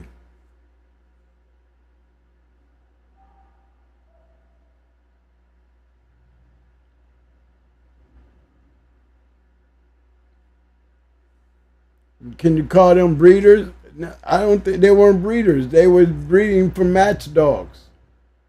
And they was taking the shit and taking chances.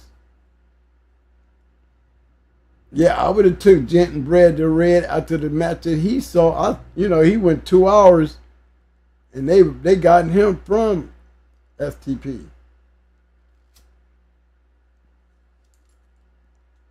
He came along with that package when they got rid of Lucane. But look at the work.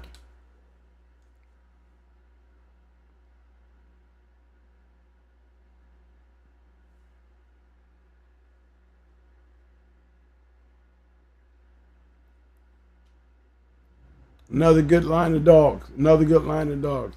I seen Dum Dum. He was maybe 14 months old when he went with Psycho. Psycho was the dog that went into the Gator Dog, went 317. And he held his own. He did real good against Psycho. For a 14-month-old dog, I saw him go 30 minutes with a dog that was stopping shit, and then early. and then get into a match with a great dog and go 3 hours and 17 minutes with and win. Yeah, I seen this 14-month-old puppy go against that dog, and I called it right there and that day. I said that dog's gonna be a champion because ain't gonna be too many dogs when this dog grow up. Ain't gonna be too many people to beat him or his sister. And look what happened. It was true. And this is a bull being crossed back into the Mayday stuff. Some people are out there still doing it. They're taking Kunta, crossing that back into the Mayday stuff and getting some hellified dogs.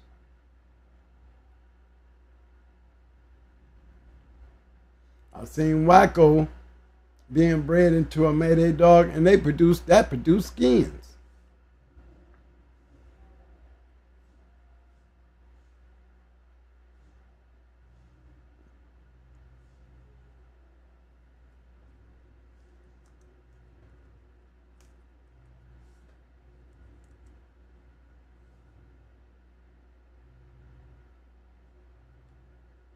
Let's see if we can get him up.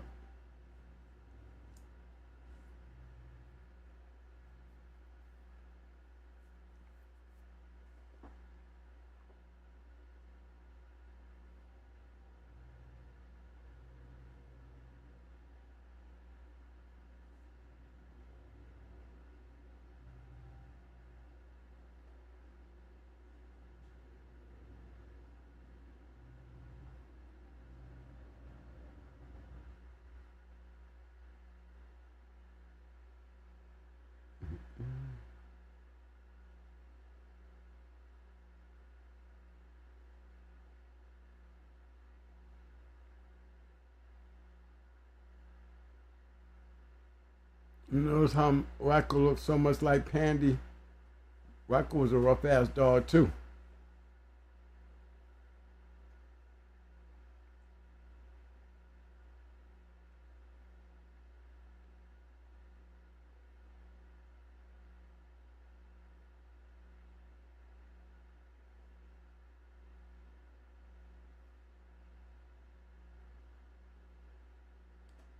Two boys, dogs against each other.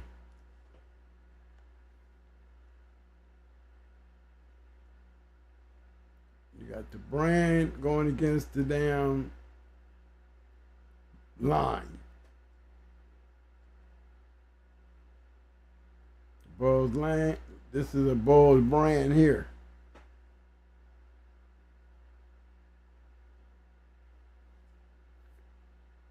That's what I always called them, Bull's brand.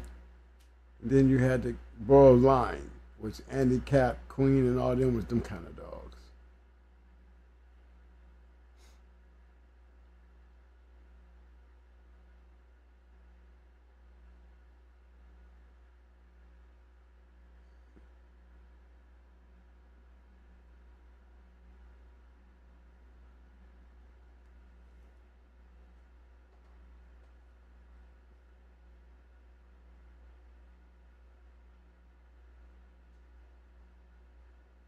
Turned out to be a real nice dog. And this was before, you know, she produced the Screaming Demon stuff. So she was able to produce some damn good dogs her damn self.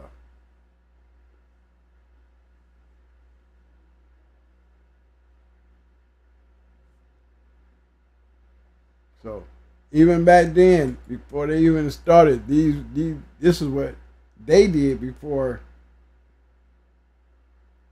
And know why? Because they were paying attention to what Deep South had been doing.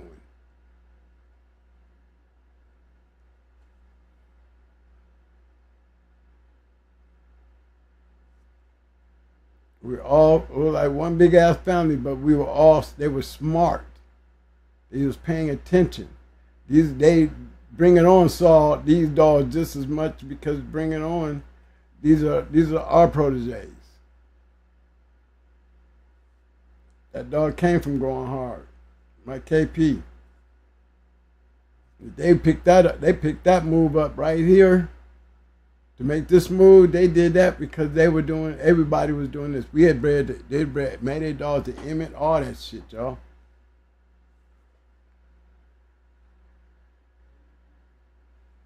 They was watching Deep South and just following what they were doing.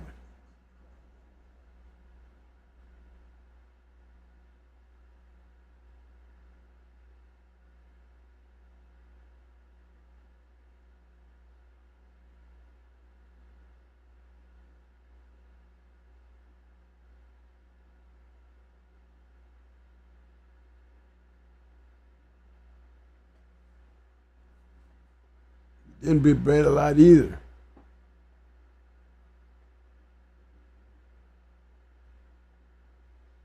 There's other lines out there. I'm just picking through some that's coming off the top of my head.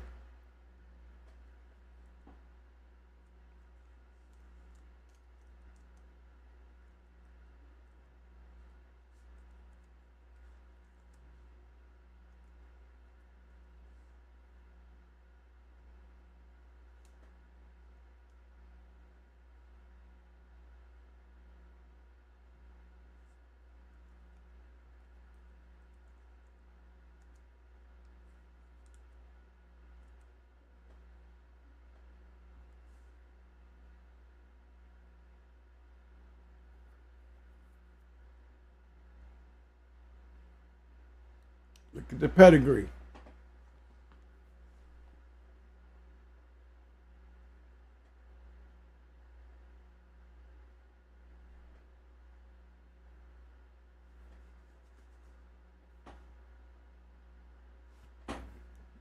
See the way they're breeding? Same old concept. Yellow, Jeep, red boy.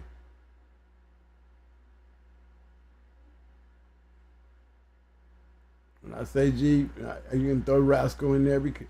But even when you get down here in this area here, that is still almost the same type of breeding that produced yellow buck in them. It was crossing buck stuff, patchy stuff into the yellow stuff even back then.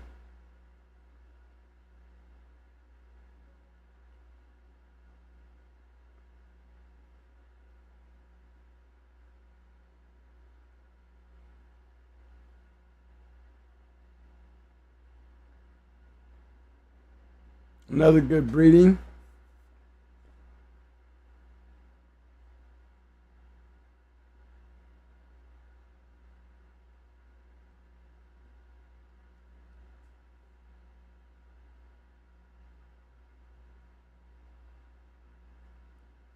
See what they're doing? Nothing new. They're doing it down there, and I can go in and start pulling up going hard dogs, and you'll see us doing the same old shit. Same old shit.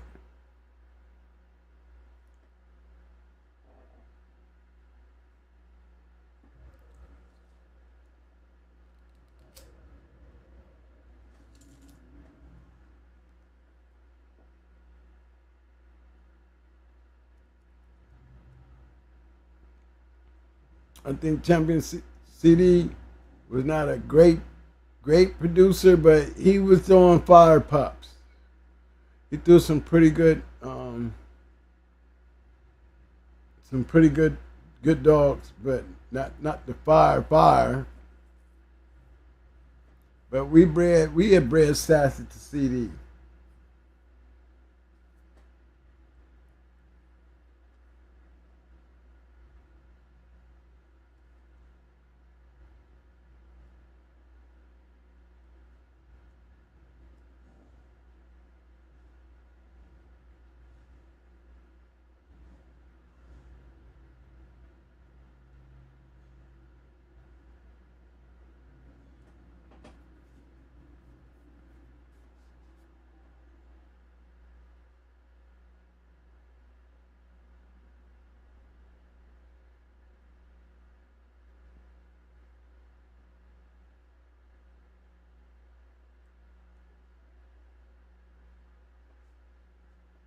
See, there's a breeding right there.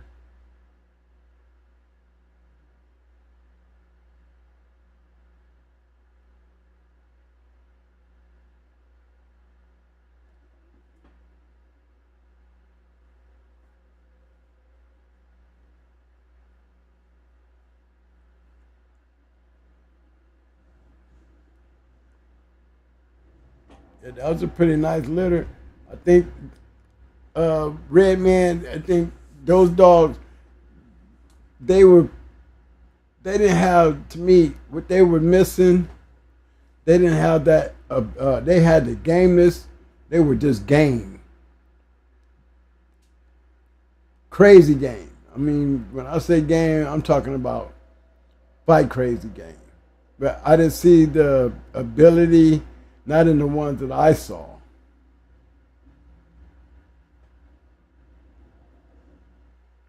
You know?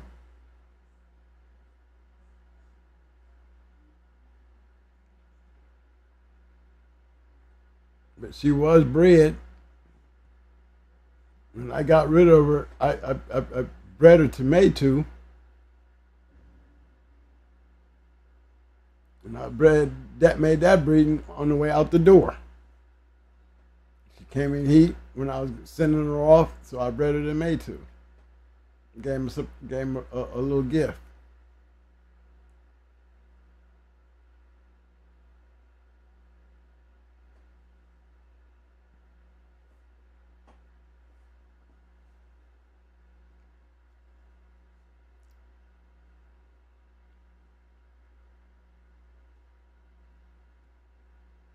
But you see the way we were breeding, even then. You see my breeding? I'm doing the same thing that I'm watching everybody else was doing. There's a concept and all that. The only thing that I was banking on was she threw stifle dogs. She threw stifle dogs. That's Brat's brother right there. The same old sassy otter that we saw that back there in the sugar breeding. Just taking the same concept, doing what they were doing. This is the kind of dogs that I was looking for. Remember, I'm the breeder down here. Why I breed that? Because I'm looking at what's working.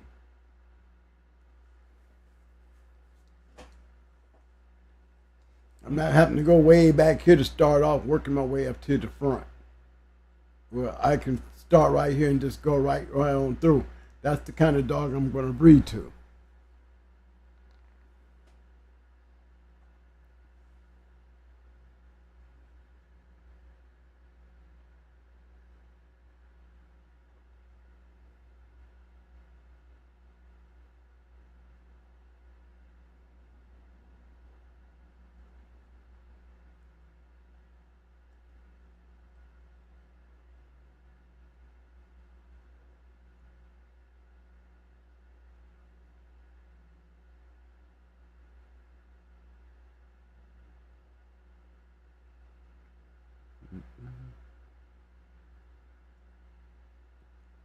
This breeding here that he made,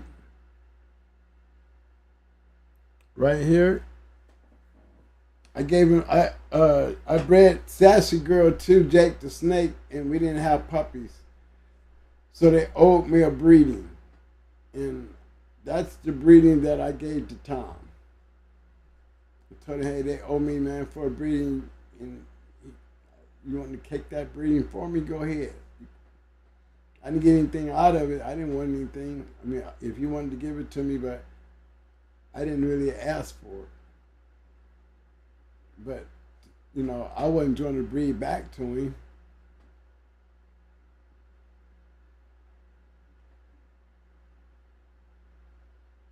But they were making some pretty decent breeds with her.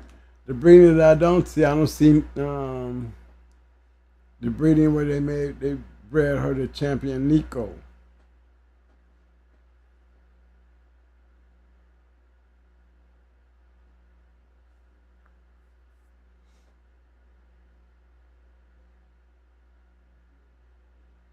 Yeah, they had bred Sugar to Nico.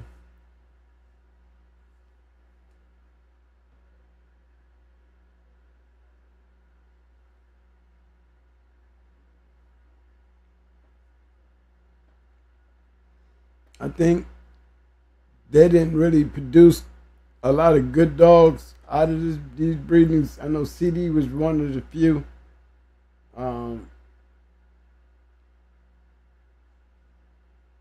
But if you ask me why didn't it work with the kind of breedings that they were making, like this one here,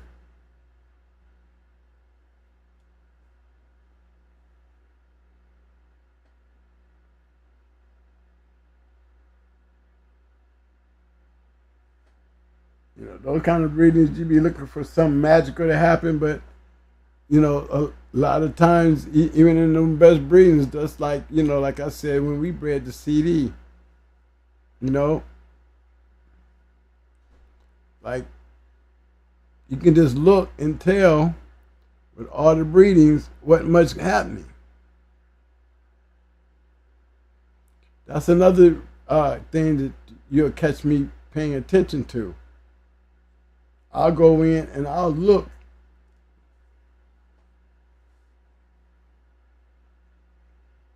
A lot of great dogs, not to have a lot of great dogs, right? Now, would you put that on sugar or the males? Look at the males. Look at the males. So it's not the males that's hurting sugar, it's sugar that's hurting the males. Because even though she was a bad bitch, even though she was bred good, and she wasn't bred a lot, but she was bred to some great dogs, and that's the best we can come up with. Those aren't great numbers.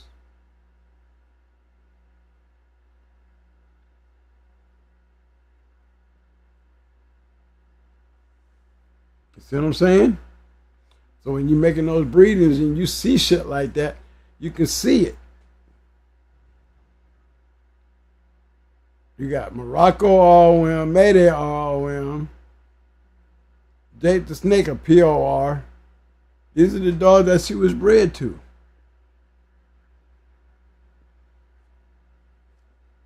And out of all those great dogs, they got one.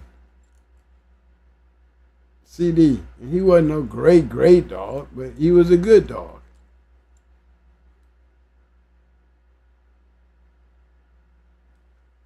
You got to be able to catch those. You got to be able to catch those. Or you find yourself breeding for papers. Because with all those good males behind him, that's all she could get in was one champion.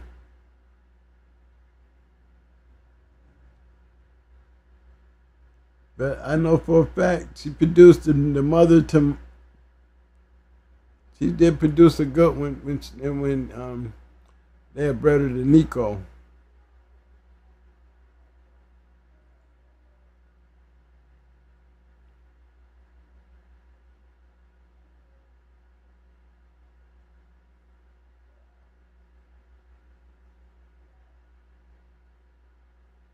There she go.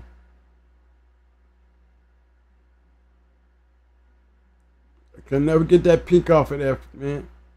Can never understand that. But look how she was bred.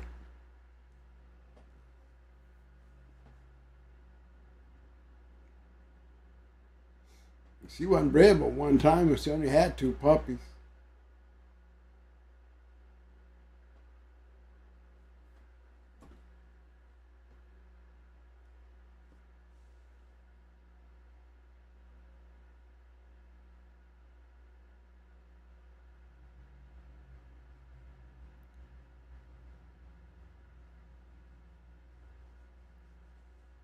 And this one turned out to be a bad one. Turned out to be better than her brother. Got pictures of both of them.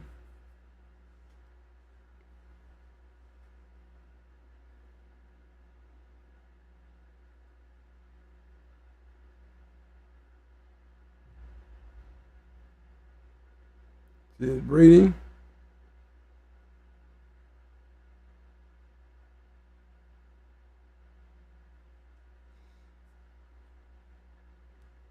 I went on the bank shot to believe that if Naya, because sugar was not the factor, because of this dog here being such a good producer, put value to her. I was never impressed with Sugar giving me anything, you know. But I knew, remember, I'm the one who I breed her to. I'm already saying the Sugar ain't throwing shit. But I know he's throwing shit, and she's right off of him. So who would I go to next? I'm going to take this Stone City dog, this Stone City bitch, and I'm going to breed into a Mayday dog. And what better dog to breed to than Twisted? Because I liked the yellow. Like I said, look how Twisted's bred.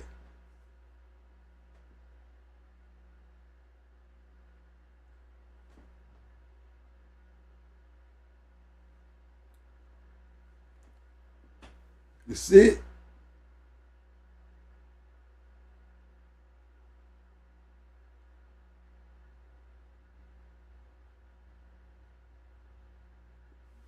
And that just really kind of made it even easier.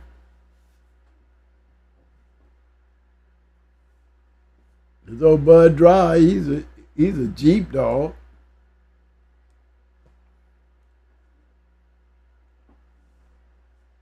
That's damn near like a hardcore breeding in itself.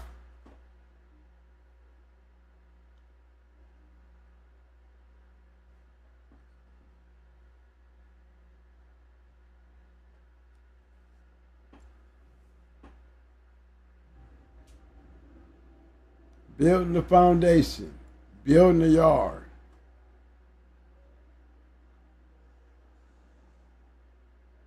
No, he produced some good dogs with the little breeds that he had a chance to make.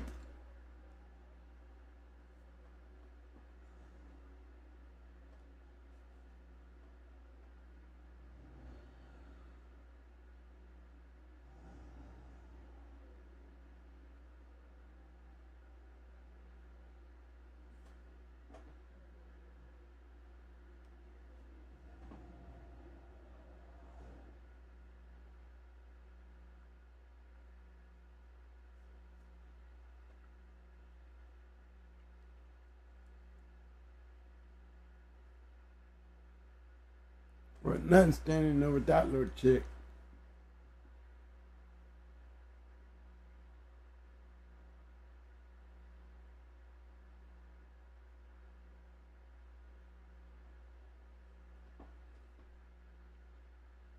But these are see the pedigrees on them though, and you can tell what am I doing? Remember, what is my mindset? You see, I had to go to this dog to make this breed. Where is my mindset? What am I looking for? What am I trying to get? Well, we all studied this enough. Where the connection to me was right in here. Not only the yellow, but the Hollingsworth, the Polly, the Buck, the yellow, the hardcore, still coming back with the Jeep Rascal in the hardcore.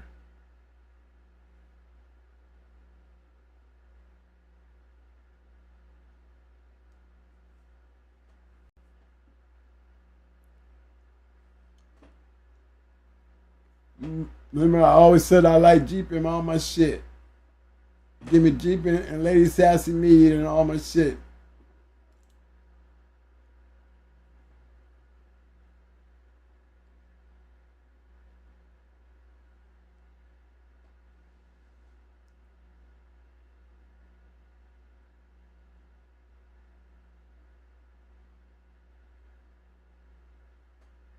That was a little Lupe.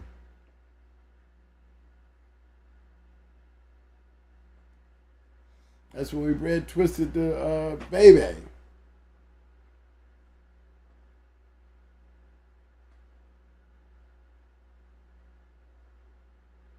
the time, she didn't have but one pup.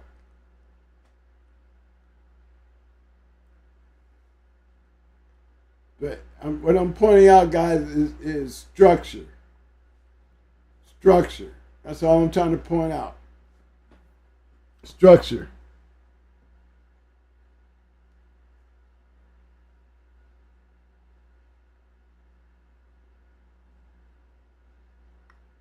structure.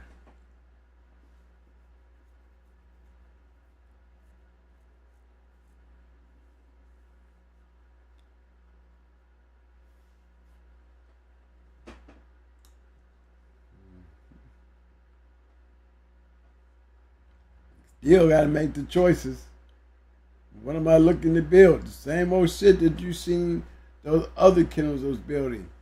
Remember, I'm just taking my Mayday stuff and crossing it into some Stone City stuff. That's all it was.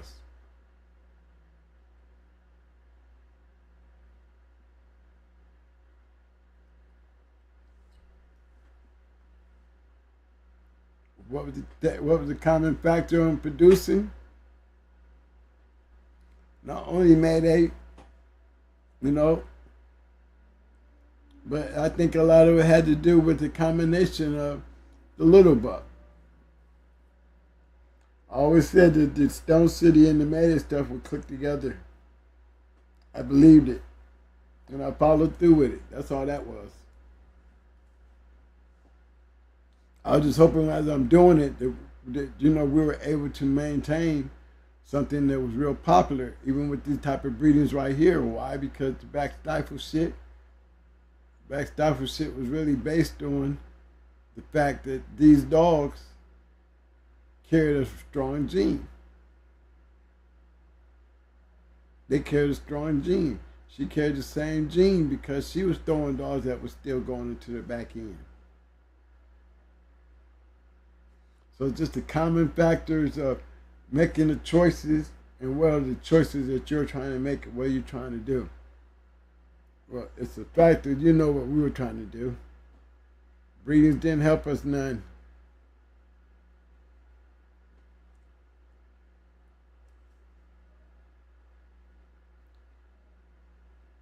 Oh my God, it's 11:30.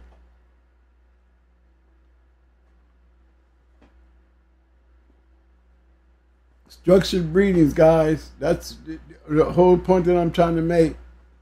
You gotta have, you know, if you're trying to have these type of dogs, make these type of things happen, you have to take your time and pick the right dogs. You know, there's other pedigrees out here. We can do it with Art. We can do it with Kingfish. We can do it with all those great dogs and show you, you know, the way they were breeding these dogs is why they were kept getting successful match dogs that could win in the box. You know, if you're breeding for a specific thing when it comes to breeding, make sure the specifics is not in the pedigree, but in the dog. You know what I'm saying? So, I didn't know we was out here that long. I tried to get out here by 11 o'clock today, y'all, because, like I said, I got to take care of a bunch of babies. And it takes a lot of work, believe me. I am so tired, and I still be trying to get to work. But the moral of the conversation tonight was, a lot of these breedings, when they start talking about traits and this and what are you breeding for, and I mean, it takes a lot to go out here and clean up a bunch of dog shit, and definitely want to make it worthwhile. Now, if breaking up a bunch of shit is going to get you paid for the puppies that you sell, how long is that going to go on if you're selling your dogs by papers and those dogs fall into real dog man hands based on their breedings? Well, guess what? Ain't too many people going to come and deal with you after that. If you can't win in one of their hands, word spreads around like Kobe. You know? And they do. You might start off, but it's going to fall apart. You know, that kind of reminds me of BBK, was in the Big Country. Yeah, he got good dogs, but again, you do more advertising and selling your dogs than then showing us what your dogs is about. And so that brings questions to real dog men that really match dogs, you know. We're going to always have those certain questions on how you building a line of dogs, and your dogs are starting to look like Walk-A-Mall. You know, can't nobody kind of win with your shit. The only person that seems like they're having any luck with is the person who got the dog. So kind of question, if you can't do that off your yard, then it makes me question what's going on the yard. So that takes a lot of understanding. I'm going to get Mike back in here, and we can close this up for tonight, fellas.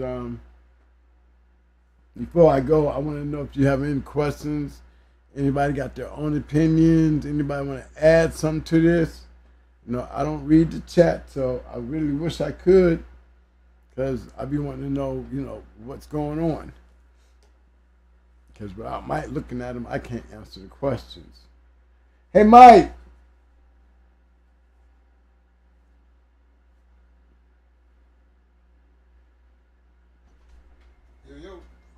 Hey, I was checking with the fellas, man, and asking them. You ready to close it on down? Yep. 7:30. Yeah.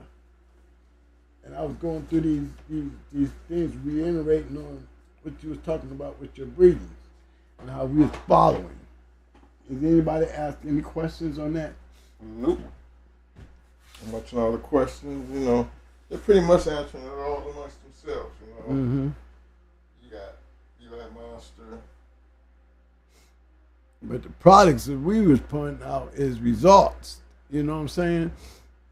A big shout out to my man Tall Strangers, Straight Face. He said no Eli Monster, Ohio State's Pretty Boy Floyd Bottom, and Havana Lolita. And they having some good conversations. Big shout out to my man Burning Star and Eli Monster. You know, y'all got them years in. A lot of people might not know who some of the dogs y'all talking about, but it's good conversation. Bring me in on it. What they saying?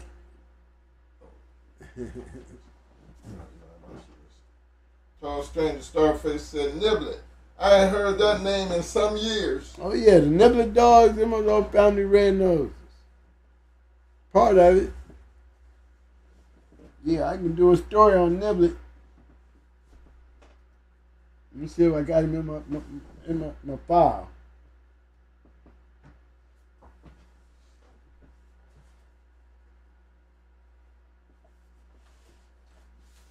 Yeah, old Niblet was another good dog man.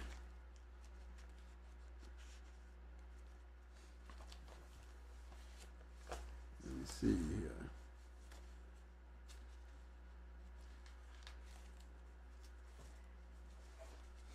Let's see my glossary right quick before I close it in. Might have to do a story on Niblet one day.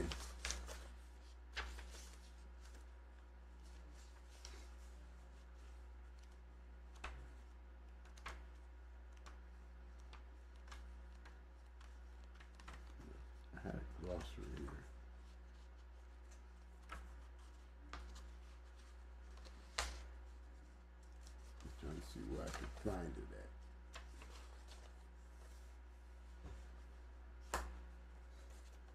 Get our pedigrees here.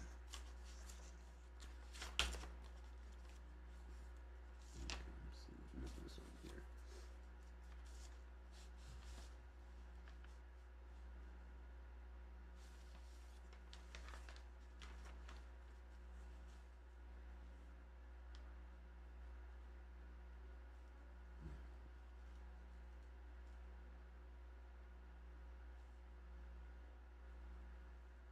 Nope, I don't see Mr. Nibbler on this one. Niblets. Yeah, that's an old name.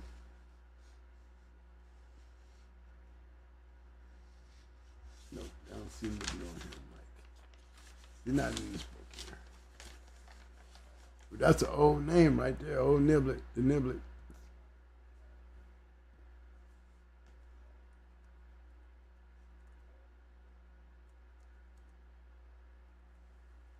Might spell it wrong, but be in there. You know, Baltimore Ron died. No, he didn't.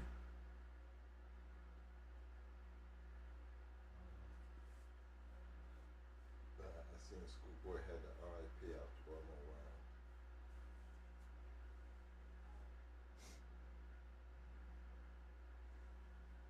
Here goes some niblet dogs right here.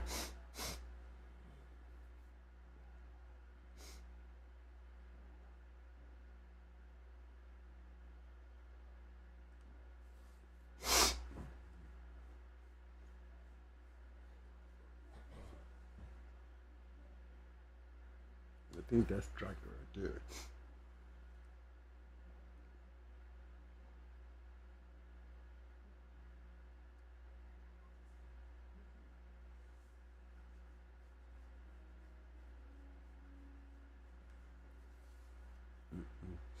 Oh, excuse me, fellas. No, I'm wrong play. Wrong hit. Wrong hit.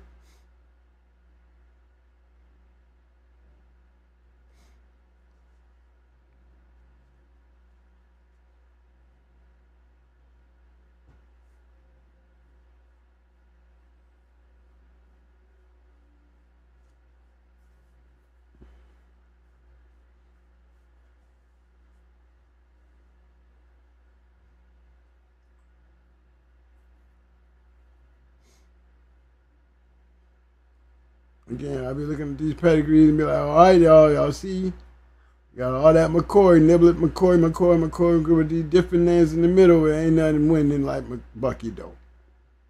Nobody doing the Bucky. Nobody doing the Bucky.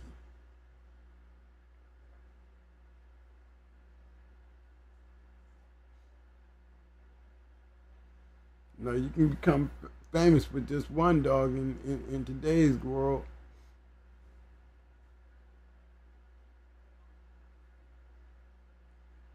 Can't get more Kobe than that.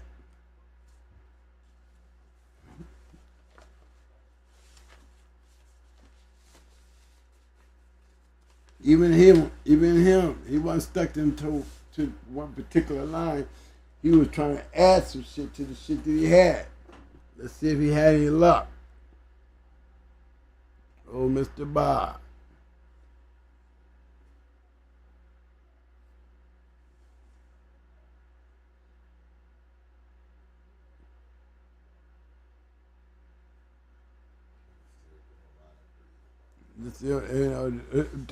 Like Mike said, looking like he's doing more line breeding with that, getting carried away with the McCoy thing.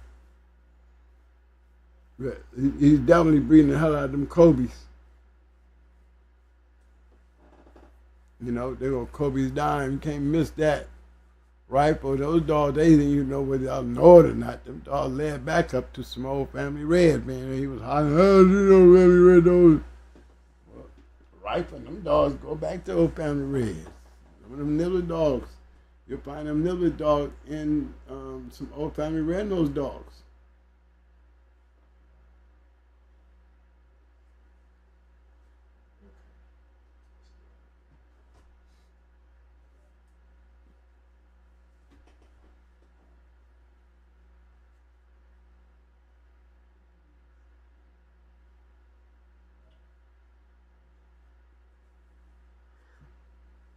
Ready when you are, bro.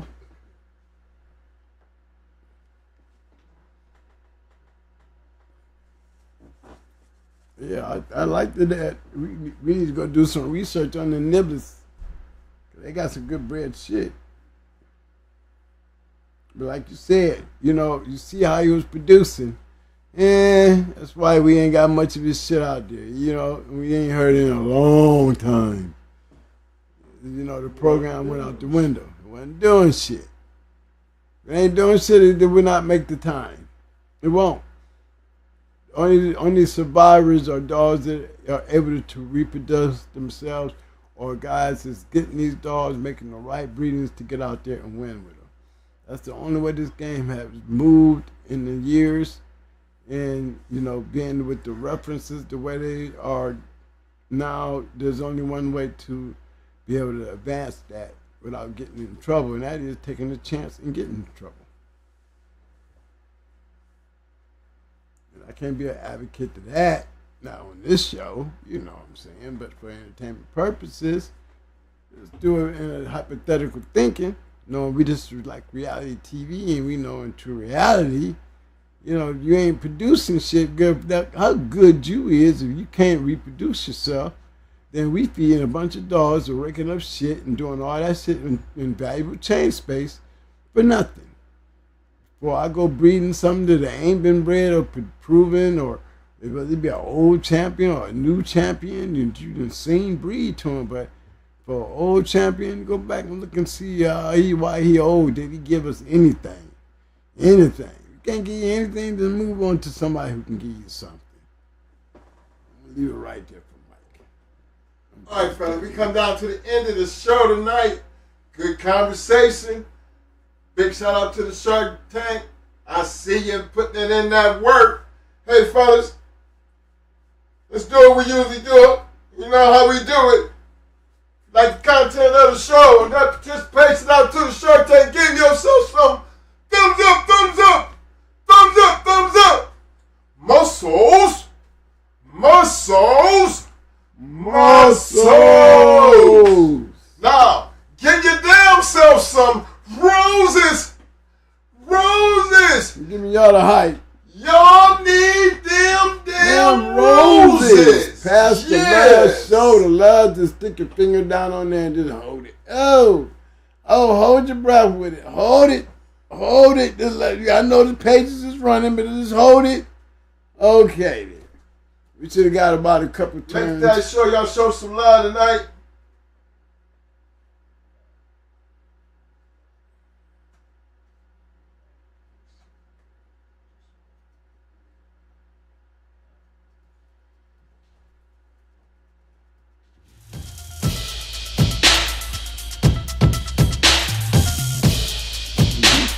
Hey, fellas, good show tonight, good show. Hey, y'all know when we be conversating, big shout out again to the Shark Tank that I be seeing, checking out the conversations, good conversations. You know, it's surprising just how many, the old school we got out there, you know, people like Burning Star, my man, Mr. William McNeil, and I know a lot of you guys, you know, big shout out to my people, definitely for damn sure, they're hanging out there on the back street. I know y'all, you know, y'all familiar with a lot of the shit that we saying. But there's a lot of the young guys out here that this is more like directed to. Because y'all wouldn't understand half the conversations when you start looking at these pedigrees, and then you start looking at the shit that you're getting out, and there ain't nothing nowhere close to the same. So you can get all twisted up. And you know how pairs online, they got all kind of colors. I mean, they got colors on shit that don't even deserve colors. So for somebody new and trying to learn this shit, it's not, I mean, it's really a big confusing mess. But the thing is, damn the colors, when it all boils down to it, it's always going to be about the dog. You know? And the success of what you have on your yard, based on your breeding, that is your bloodline that you have to represent. And if it don't represent you correctly, then why are you feeding it? See, most of us, we did not believe in feeding shit that wasn't doing shit. You know? It just didn't make sense. Now, I don't know how it, you know, it changes now to where it's supposed to make sense. But again, we don't live in that time, so it's hard for us to try to explain, you know, that way of thinking moving forward. Because everybody got pups. Everybody's breeding. So I guess everybody's buying dogs. I mean, but again, that's why we take you back, because bloodlines, man, is something that when you stick it out there, imagine a whole bunch of bloodlines of bullshit. Imagine what the dog's gonna look like 10 years from now. Because, you know, I watch most, you know, running down through some of the old shit, and them, you know, the breedings and the bloodlines, and I can truly tell you, that I watched our proteges and I looked at their pedigrees and how long they carried their shit on. But again, it's nowhere compared to what I see today. And it's hard for me to understand what you're actually trying to do. And it's your blood now. Whatever's on that piece of paper, whatever you feed, whatever you do after that, that's all on you. And how you promote it, how you hype it up, however you choose to do what you do, you have to understand. The quality of the American Pit Bull Terrier has always been based off of the dog. When you get away from that, you're taking away from the dogs. And that is directed to all my people out there trying to sell these damn dogs for the prices that you're selling them at. Let me remind you, you couldn't sell the shit that you're selling now if it don't be for the shit that's in the 5th and the 6th generation. You couldn't. And so, understanding that and always talking about the greenhorns, the new guys. Why don't you just go ahead and be honest with the new guys? Be straight up, because that's what they're going to hear over here. That's what I'm hoping all my old schoolers and all my people out there in the Shark Tank and all my people out there on the back street, if you're really trying to help somebody, and it ain't about selling shit, and it really the bit where the dog really does matter, be honest with them, man. It's a hard lesson to learn. But if you get one or two to just figure it out and just want to just stick to what worked back there, it'll work now. That means we still have some type of hope. Quality's not dead. Game's not dead. Just remember, bloodlines do matter. Because sooner or later you're going to have to put your name on it. And if it ain't shit, your name going to be all over it. And how long you think that's going to last? You know what I'm saying? Alright, fellas. Y'all know what time it is. Before he fall asleep. Hey, look. As always, you know, when you're dealing with this shit here, you know, just keep it for what it is. Always keep it real. And the real ones, the real bulldogs, they're going to always. This real bulldog, they're going to always scratch the wind. Always. That's what you want to. That's what you want to be feeding. That's what you want to put your name on. Quit playing with yourself. Quit fooling yourself. And get back to what works. That's all we got to say about that conversation. Big shout out again to everybody on the Shark Tank, everybody who enjoyed the show and showed up and showed out. Big shout out to all my people on the back street. And again, we will see y'all Friday for Hot Mic Friday. Until then, everybody stay safe and keep doing what you're doing. Love that dog. Their body's a disclaimer. Peace!